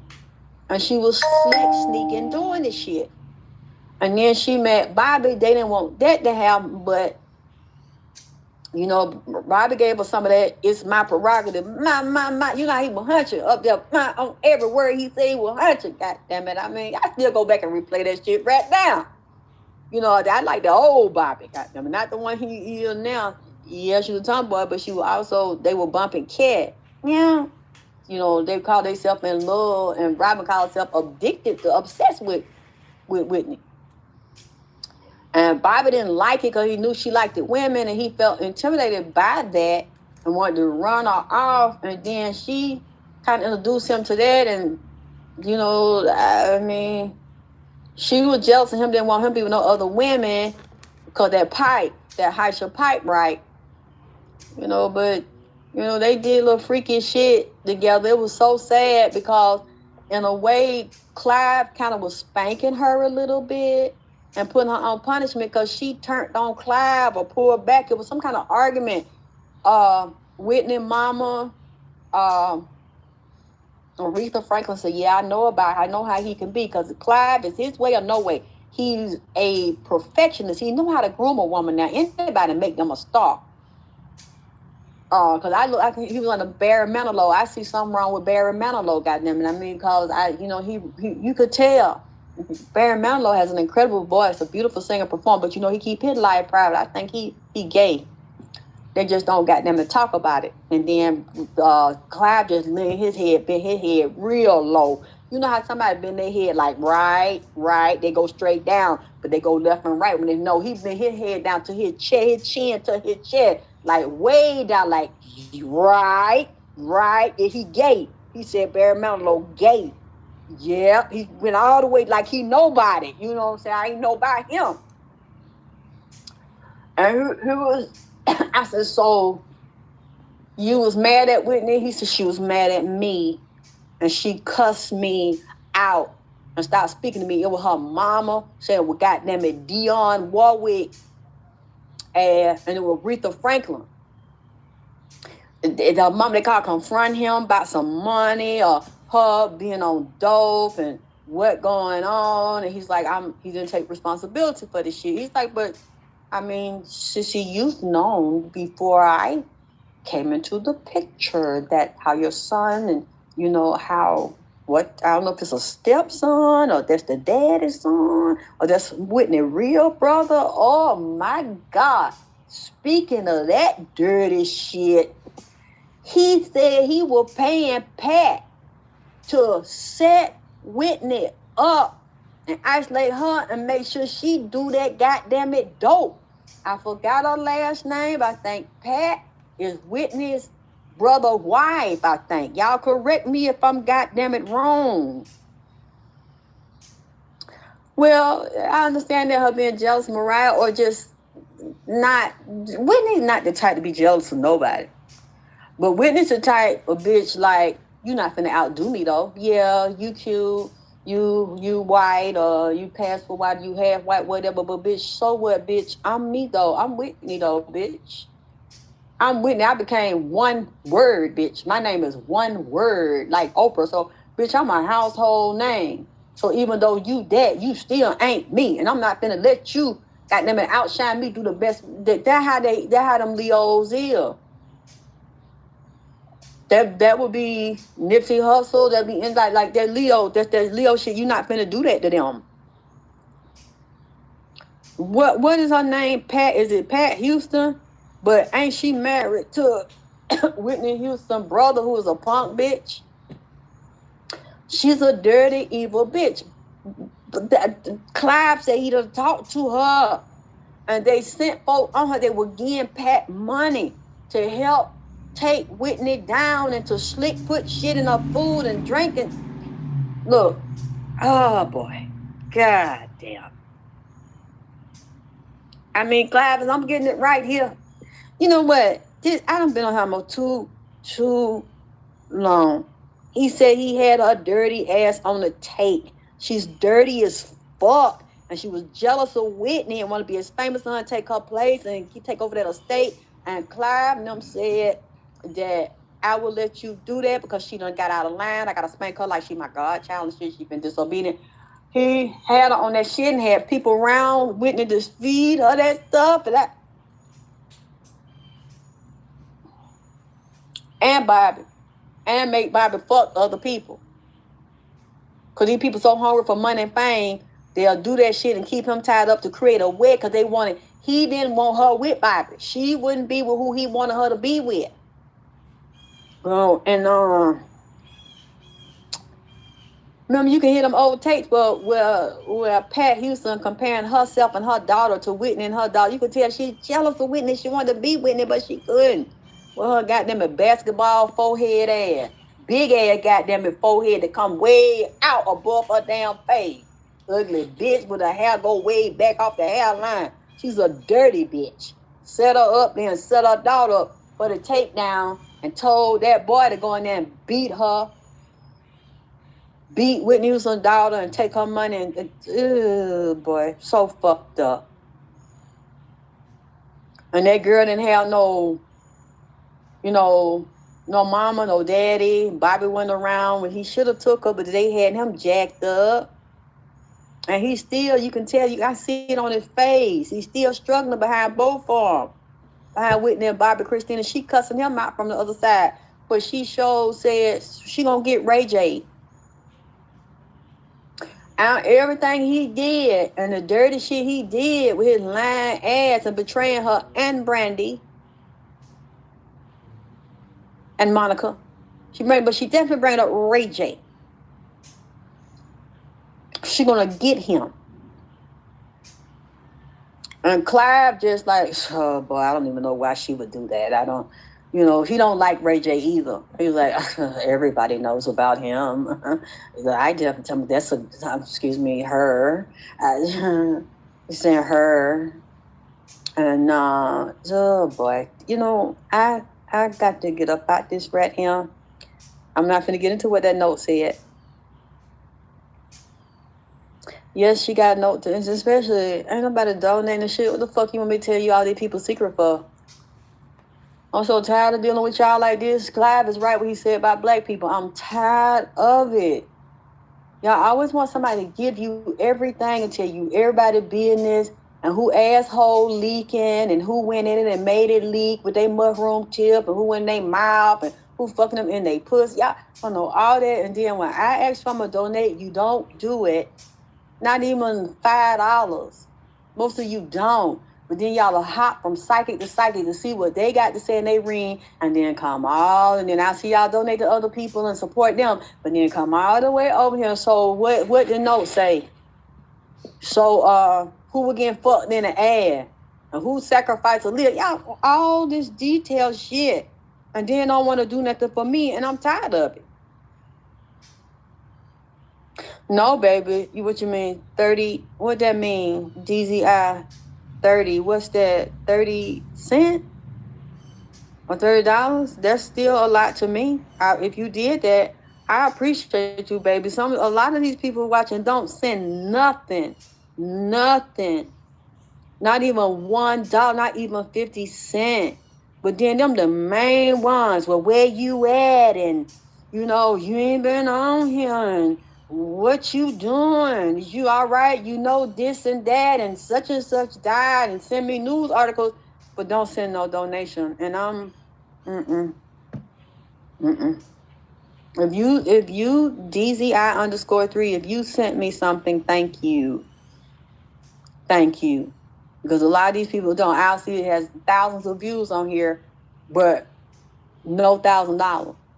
And then people sitting up to what's the next thing? Well, where you at? And where I just did these readings last weekend. All them flights that wore me out. All them dead people coming here from getting killed on them helicopters and airplanes and shit. And seeing people dying, that's a lot on me because they come in here.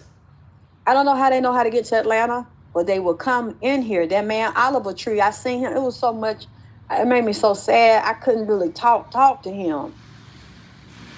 Because he didn't want to be dead. And he didn't know that they were going to do that. So I'm just, hi Tyreek. I think, excuse me, if I'm saying it wrong.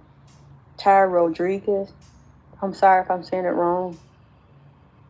So can you put the cash up in here for me? She just put it there, Kim G. Pink Mig is God, the number 9XX, GOD 9XX. Thank you, baby, for putting it there. Because I haven't slept all weekend the past few days, because Clive and some other people, I didn't sleep last night. I was trying to. I was up and down, off and on. I woke up like 3, made me some coffee, and I was going to say something. Then I started feeling a little wore out, and I heard Clive again. And I said, oh, wee, this good right here. I was going to say, and I said, well, oh, wee. Because the past few days he was talking, I said, oh, he got a lot of all the good shit. He got a lot of juicy shit to tell. Shit, I'm just going to have to rest and get up a little bit and rest again and listen to this right here. These other people talking about him and stabbing him. These black people talking about him and trashing him and shit. And I was like, he said, don't do that to me. Don't do that to me. Don't talk about me like that. Don't get up there. He said, even if you think that, I said, I do think that. He talking about, yeah, true though. But, they say I'm a devil. You is. I do think that. But I ain't mad at you though. Now that I really see what's going on. And I see how dirty black artists are and these black people are in business. And he said, well, let me tell you. I said, they wrong. But you wrong. Thank you, Kimmy. You wrong too. He said, but am I really though? Yeah. He said, people taking advantage of me and I got tired of it. So I started doing it back. He said, but I didn't make nobody do nothing. If they came to me and these men y'all admire so much, y'all just don't know. I don't even have to make them do nothing. He said, they'll come to me and they be willing to pull their pants down. Or they willing to get on their knees for me. That's what y'all don't know. He said, some of them, I ain't even ask them for no ass. I don't even be asking them for their ass right off. Or I might not even be thinking about that. But then I get to thinking about it when they be like, well, let's go to the steam room. Let's go to the sauna. He said, a lot of gay men, execs, like go to the strip club and the sauna.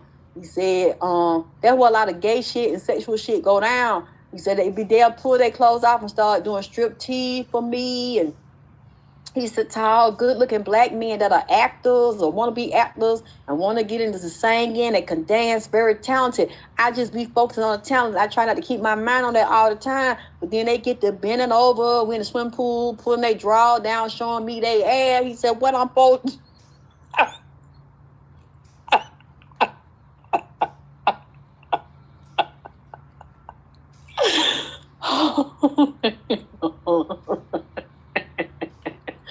they might say they go to a show or go to the movies and, they got some popcorn. I got some popcorn. They taking the popcorn out their mouth, putting it all in my mouth. And I'm like, damn, I'm up here a white man. I'm with this black man. We talking and he got an afro and shit. And I just met his girlfriend, his wife, his children. And, he putting popcorn all in my mouth and sharing his drink again.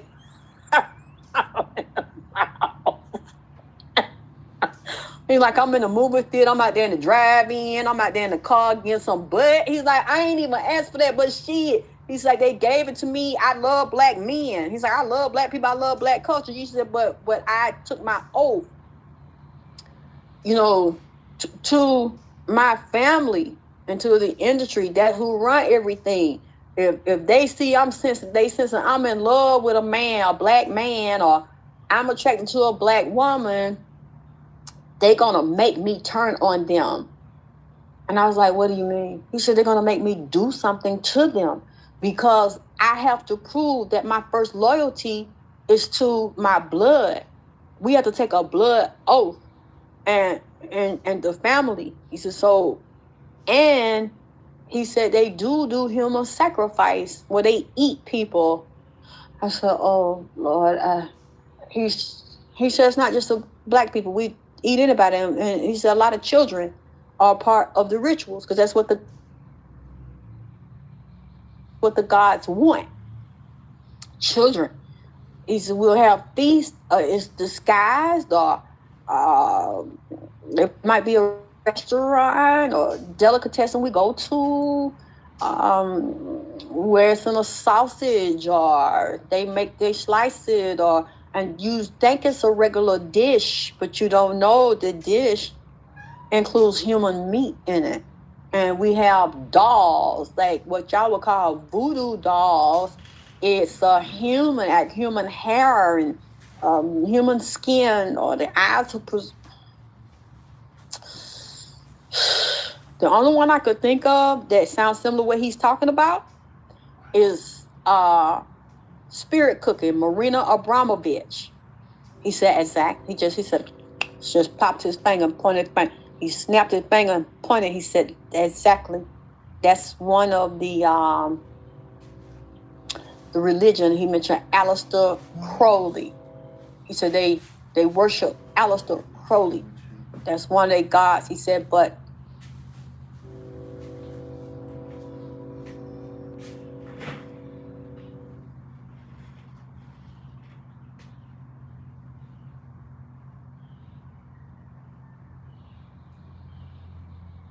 it's not a goyim when they look at people as goyim as sheep, that they supposed to die for them, they supposed to sacrifice themselves for them.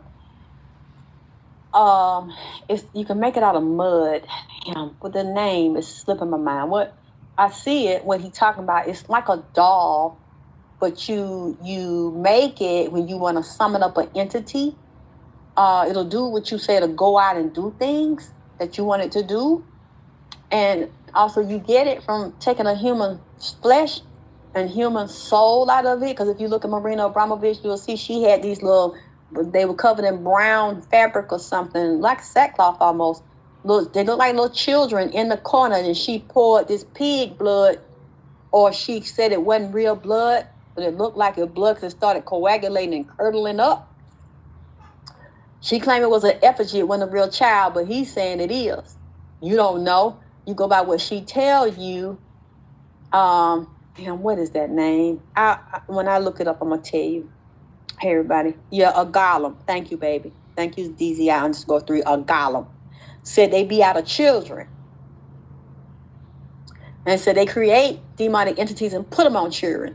That's one way they sacrifice. And they don't always physically kill them. They sacrifice by putting a female spirit on a boy and a male spirit on a girl. And they sacrifice their soul like that, and they control them, but the soul's out of them, put a walk in. You know what? He's telling so much, and excuse me, I don't know why he would tell me, but for power, to do it for power, human sacrifice, child sacrifice. That's the highest level of sacrifice, higher than the animal.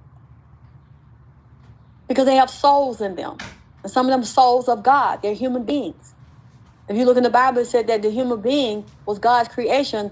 And Satan felt, and other angels felt, he worshiped them above the angels and above him.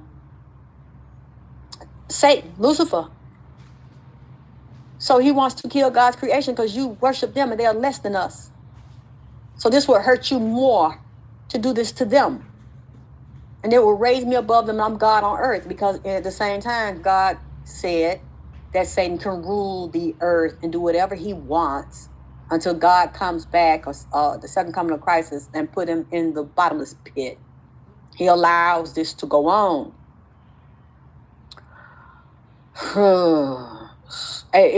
I've been on here 2 hours. I need to go.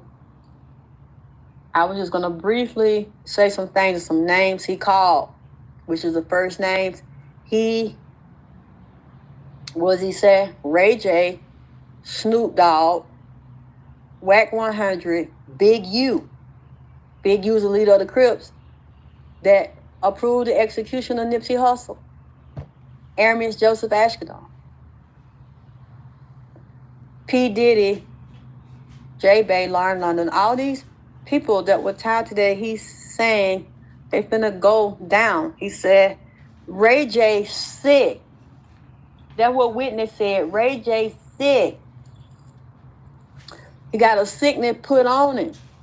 Said he ain't gonna be able to get rid of it because it's a spiritual sickness. He in spiritual jail. If he ain't in physical jail, then you got a spiritual jail. He under judgment for what he done and the lies he told and the treachery, blackmailing bitches for money, setting motherfuckers up to be killed and to be hurt. He set Whitney up, and he was involved with getting a drug, and he knew they were gonna kill her, but he was promised he was gonna take a step up if he do this. Clive, now I don't want to say this, I'm gonna ask you, did you have something to do with this? And did you know? He shook his head down. Yes, I did. He said, yeah. He said, because she was gonna leave. She was gonna leave me. She was getting out of control. He said, I had to. She was my top.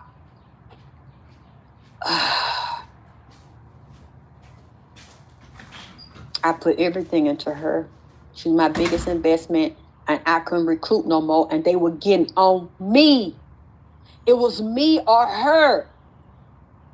She was disobedient. She was disrespectful. She got turned out. I seen her. I couldn't believe my eyes. She got ran down so bad. I didn't tell them to do that and run her down like that and exploit her and make a mockery out of my creation and what I had done. The cabal had a private meeting with me. I was judged and I was put, what do you call it? Like you put the spotlight on somebody, or you call a meeting on somebody and he had to go to a hearing. Should he stay? Should he go? Should we kill him right now? Because you now have cost us money, and you know this is about our money and our investments, and you better fix this or we gonna fix you. He's like, and I tried to get her under control, and she was still sneaking and smoking, and she was lying to me, and I knew I had a certain amount of time and a deadline to get her back together. He also mentioned Shaka Khan, so they spied on her and got her phone tapped and trying to keep her a junkie. Now, I don't know what that means, so I ain't gonna, Clive, don't do this to me. I'm not gonna go there. I do have a PayPal, baby. It's my email, Alexyss K. Tylor, VP@gmail.com. You'll see the Center for Healing. Thank you, but yep, that's the email. You won't see my name. You'll see the Center for Healing. That's the PayPal.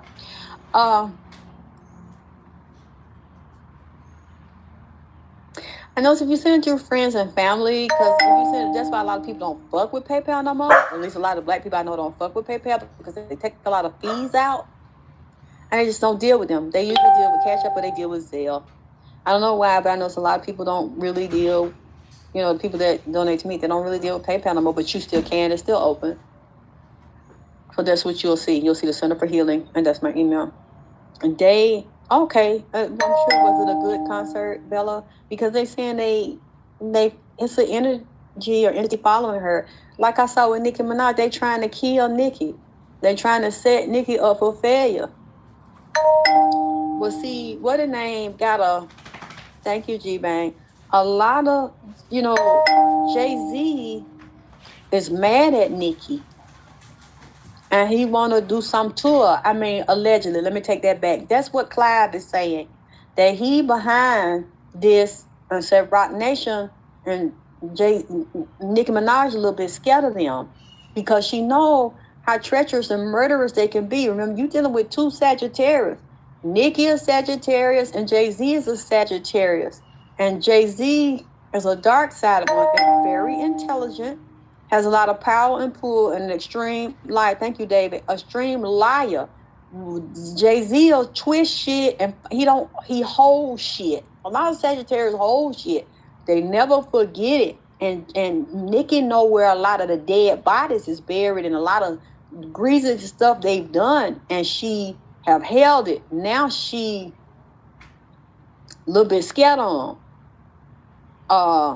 because she know what they'll do. And Clive, I don't know what this means, but Clive said I hate that bitch. I said, who you telling me? He said, I hate what her name? Right. Her last name Right. She be telling everybody business. And she was around them. You can even sing her singing with Jay-Z. What her name? She be telling everybody business. Jaguar. He said, I hate that bitch. Jaguar Right. He put her in it. I said, God damn, Clive. He said, see, she talked too fucking much. And said she had a drug problem herself and problems. Had want to put her mouth in people's ass and fuck people. And I was just like, he told me, I'm tired of it. He says, look, just because people talk about us and we don't say nothing, don't mean that we don't fucking know. He said, she got a limited amount of time on her. And I said, Clive, please, don't say that. It's a hit out. He said, yeah. He said, it's a spiritual hit and a demonic hit. And he just mentioned what a name, the one I like, Bag Lady, Erica Badu. He said she did something to her. It been a hit on her, put out from her too. And it's a whole crew of witches that, you know what, I shouldn't say that. Oh, God, I shouldn't say that. Yeah, Clive with that paperwork party. He said, it's a global network. Anything I know. I have eyes and ears. I have someone around her where they put men and women and gay men that act like they down for and shit, but they might act straight and shit. She's been set up for a long time. He's saying, I have something for that bitch, and he said she shouldn't fuck with me, and you know what? You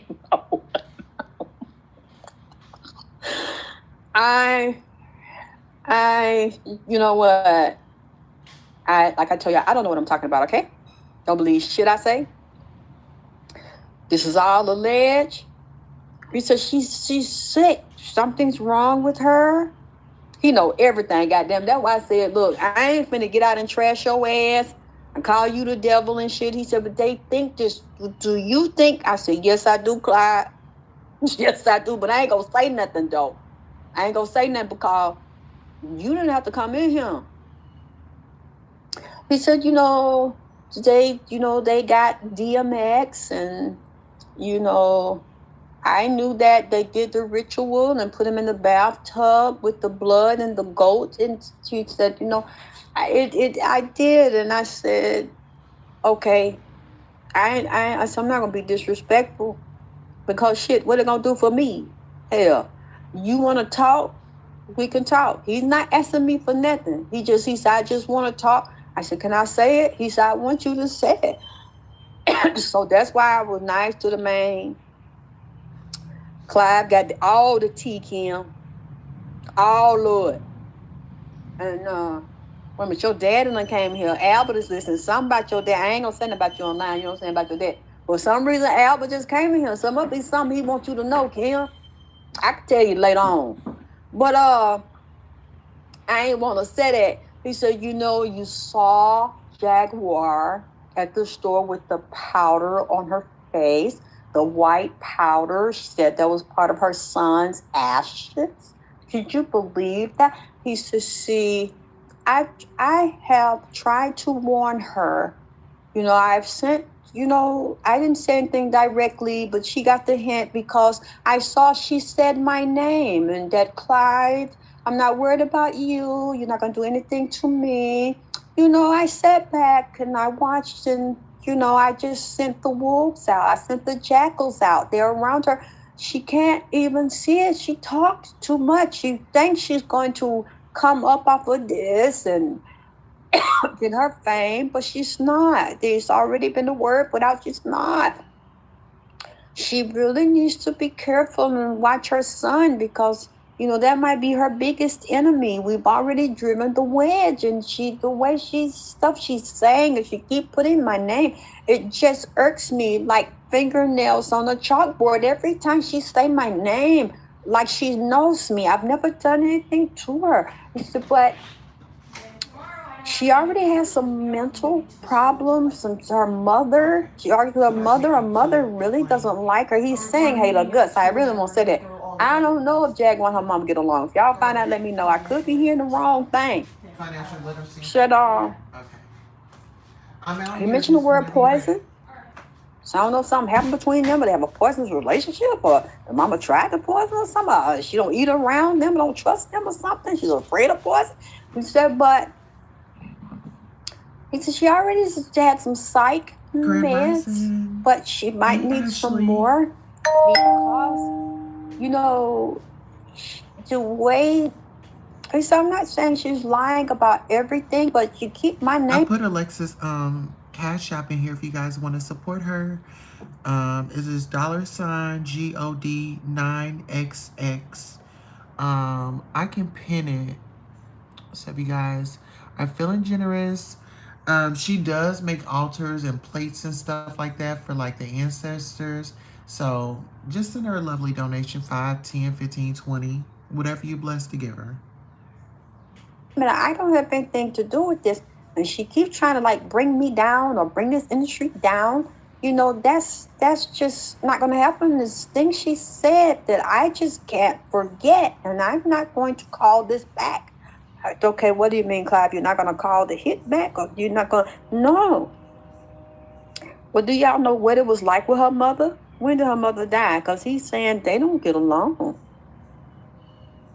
Left her with no food. Said she was used, but she used her for her check. Okay. They didn't get along.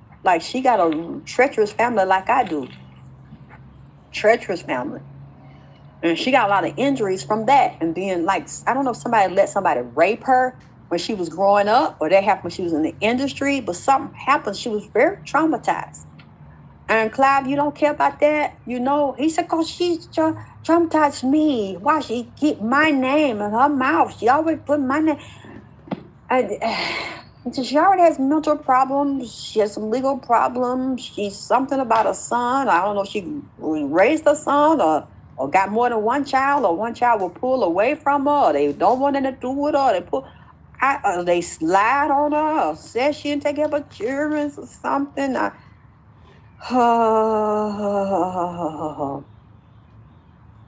Clive know everybody's business. Because and then she made Jay-Z mad.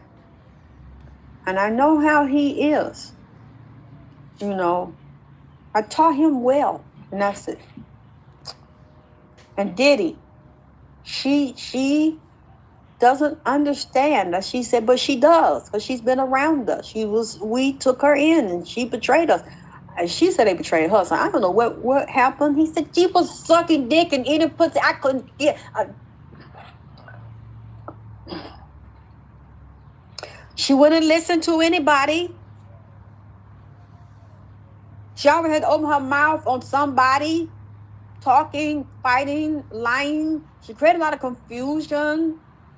She opened her mouth with penises in it, or putting her mouth diving down on somebody's woman's vagina, and all that was treacherous. She said she was treacherous.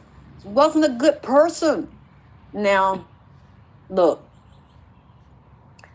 I think there was time she was talking about her life and how she was.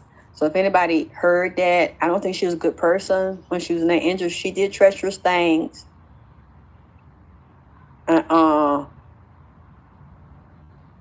It wasn't that many years back. It might have been 4 or 5 years ago. It wasn't that long ago. It wasn't no 10 or 15 years.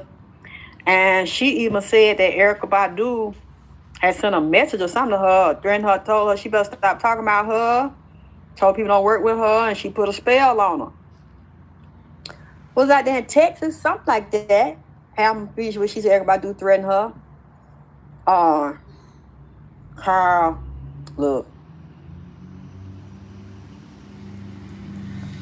I don't know. I could be getting this wrong. You said Sam Jr. is estranged from each other. Who is Sam Jr.? I don't know who that is.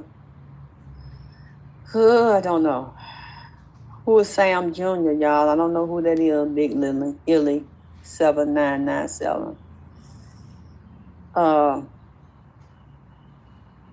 We just gonna watch and see, because he's like, yeah, I'm sure she got some people around her protecting her. She protected spiritual, I don't know, but he's saying, oh, how many children she got? One of them sons, he said, talking about her like a dog and trashing her, talking about her baby. It's just awful, and I know what that feels like. They had your own child betray you. You know, she got 3. Oh, I didn't know that. He says conflict and confusion, and now he said, and she got a spirit on her that follow her around. He said because of things she done in her past and what she did inside that industry, and stuff she told. She told on people, exposed people. I'm not saying it's wrong to tell on people and expose people, especially if they pretend to be one thing in the public and you like them, then you find that woman beat up, they molest children, they gay on the low, and it's not nobody business if you gay. You don't have to tell nobody. You grown, and ain't wrong with that. But it is wrong when you present yourself to be one thing and then you're doing another, or you with a wife or a girlfriend, you sleep with men and you don't tell her, and you expose her to diseases, which is very high risk behavior. That's the only thing that's wrong. Lying and passing diseases and stuff around. He says, Sexy Red, I don't like her either. She's just trash. She's a whore. She's a attention whore. And she's on the payroll. She's on the books. Clive, Mr. Davis. You should call me Clive. Clive.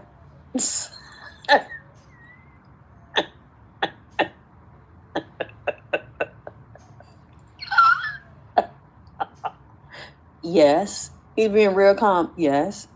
Why do you say that about Sexy Red? She's a whore. She's a slut. She was someone I wouldn't even say hello to. I wouldn't even want her standing by me to take a picture with me. And you know what, Kim? I wonder that from the goddamn Don't Be So Calm. You know, she's a whore, and she's a CIA operative. What? She works for the feds, and she's an informant. She was told to lure men in and to lure women in of a certain age group, destroy their morality, and encourage them to follow her and do what she says to them. Oh my God, just all of the raw sewage in her mouth, just raw semen from these men that have diseases, but she has them too. She spreads them around, just a walking, talking cesspool, just filthy. He said she was put there to do what she does. She's an agent of chaos and confusion, and to confuse people about their sexuality and the way they should present and carry themselves. She's a downfall to humanity in the Black community. And she has other rappers that are informants, work for the government and secretly get a check and set people up and to tell on people. Oh boy, you know what? So I could go on all day long. I believe you,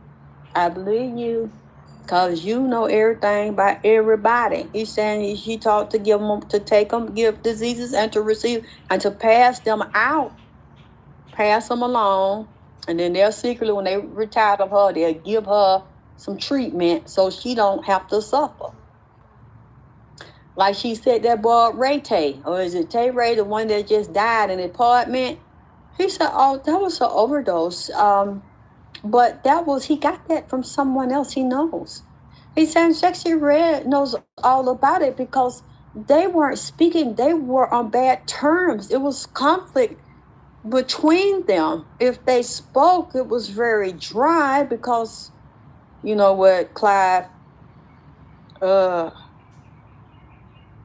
he said her and she has a little mob squad too. They go out and kill people. They set people up when they get out of line, or artists tell me I have a problem with this person, that person. They go see them. They threaten them or they rough them up, and they think it's out of the blue. But we have payrolls for things like that.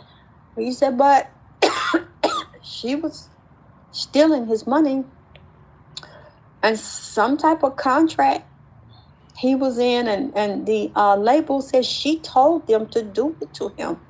She told them to do it to him. Yeah, Tay Keith. Thank you, babe. I'm sorry, Ray Tay or Kate. I'm sorry fucking that boy name up. Tay Keith.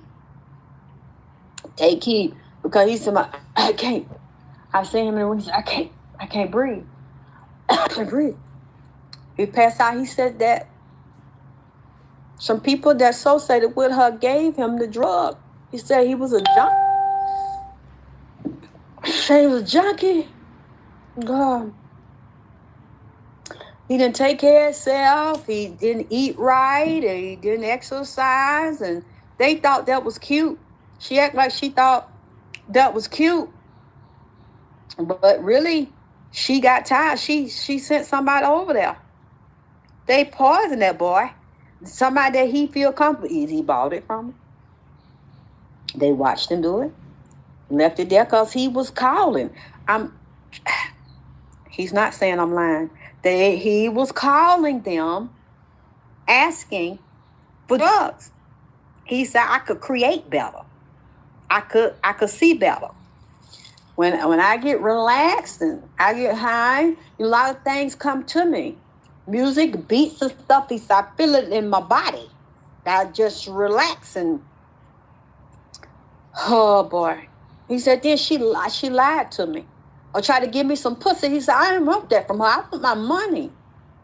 I'm tired of that. I don't want to sit up here and fuck with you and get high with you and eat your pussy and you eating other bitches and different niggas fucking me.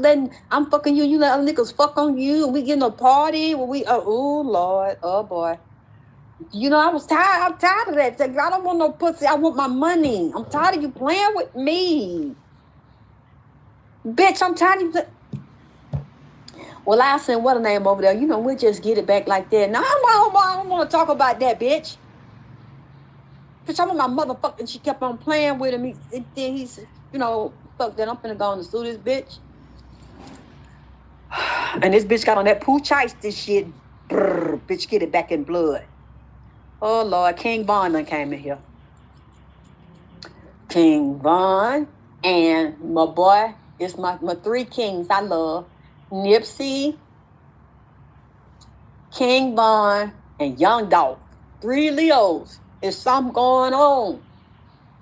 Something going on in Chicago with King Von and inside that industry. Young Dolph, something going on with that case or something. Y'all find out, let me know. And we know Nipsey and his brother Black Sam handling business. Nipsey business still working. There's something to go on inside that industry and with law enforcement, the police or the feds or death, something to go on because Clive done left the building. Clive said he was holding stuff back when he was living. Certain secrets wouldn't come out by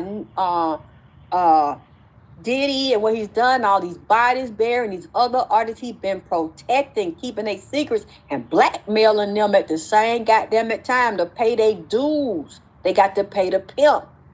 He says some stuff finna come out now, or people finna accuse him, accuse Diddy, accuse J-Bay. I'm talking about it's finna be some hell. He said, because I'm not protecting nobody no more. I'm not here to hold the balance, to hold shit back. Now the flood storm finna goddamn it come down. Oh boy. Big little who cousin he need to get? King Von, what the hell? You said get your cousin. Wonder what's going on with Young Dirk in jail too. For Von to say that because he said he done turned on Lil Durk. Clyde said that's it, that's all. Goddamn, he said fuck it. It's gonna come down. I don't protect as long as I could. You notice how Clyde put that nut roll on and that old folks roll on, that senile roll, that dementia roll on real quick whenever the reporter asked him about Diddy. What you have to say? You his mentor and Diddy in prison and he been accused of all these sex acts. Clive started like looking off in space and shit and turning his head the other way.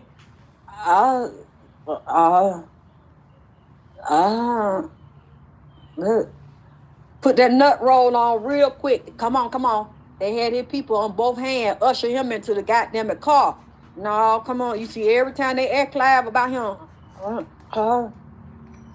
Get to looking in the sky, looking around, looking to the left, looking up, looking down. Head kind of shook a little bit like he got cerebral palsy and shit. Mouth kind of cock open, but then they come out of it, huh? They heard, come on, Mr. Heard from push him in the limo and whatever he was in. And took his ass out. I said, he good. He gonna start laughing. I said, he good. You know. All right. Who?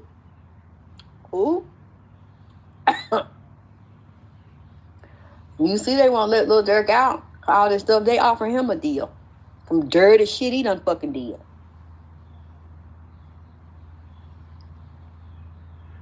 I wasn't saying that because I wasn't feeling good. I said, fuck it, let me go and do this. And I asked him, could I do this?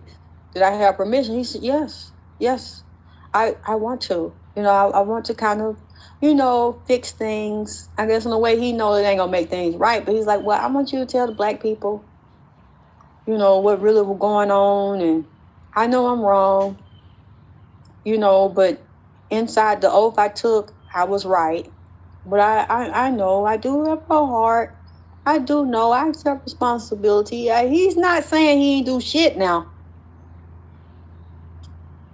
He taking responsibility for the shit, but he said, but you have to understand, like I told you before, I can't do anything that people won't let me do. Thank you, Rose Young. He said that they won't let me do. You can take a horse to water, but you can't make them drink. I like the way he talked, No matter what you say to rattle him, watch him in some interviews. Them motherfuckers composed with that shit. You're going to hold that goddamn shit.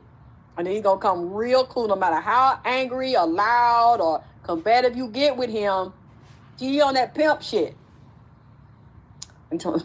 That's right. You never let them see you sweat. He said, and Phyllis Hyman, like I said, that bitch, see, you all don't know the Phyllis that I know. You don't know what I saw. See, I told you that I had to control her because she had a psychiatric problem. He didn't even say mental. He said psychiatric problem. She was on drugs. See, that's what I don't tolerate. But if they want to fight me, she tried to challenge me. She tried to fight me as if she was going to win, and I wasn't going to let her win. So yes, I did exploit her psychiatric problem and her drug use because I knew she was under a doctor and, she was taking those meds and she would get off of it. And I had people around her to try to monitor and handle her, and they gave her things too. See, you all need to look deeper into her. She was a psych patient. She was addicted to psych meds. She was a drug addict. You know what? Angie Stone keeps coming here trying to cuss Clive out, and I just ain't saying that, y'all. She keep on jumping in, and she cussing Clive out. That's about her money, and the money is another group of other women that he owed money, and that he set her up. That bus driver on that bus that crashed it, And somebody else on, she said them two nurses, some twin nurses, goddamn it. Now, I don't know if one of the twins was a nurse or both twins was a nurse. She's saying that he did that shit and I did it. Angie Stone, you know that there were other issues in around, D'Angelo, and he was a junkie and a drunk.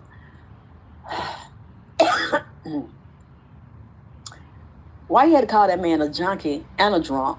And he was very insecure. He talked to himself. He gets in the room and tries. He's sweating. He's on the floor with his knees pulled to his chest. He's talking to himself. He's sweating. He's a mess. He hasn't taken a shower for a couple of days. Wait.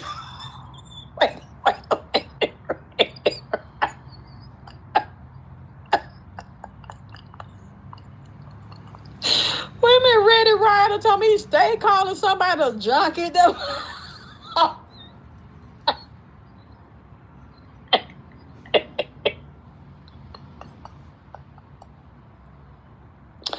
Angie, I'm not going to do this.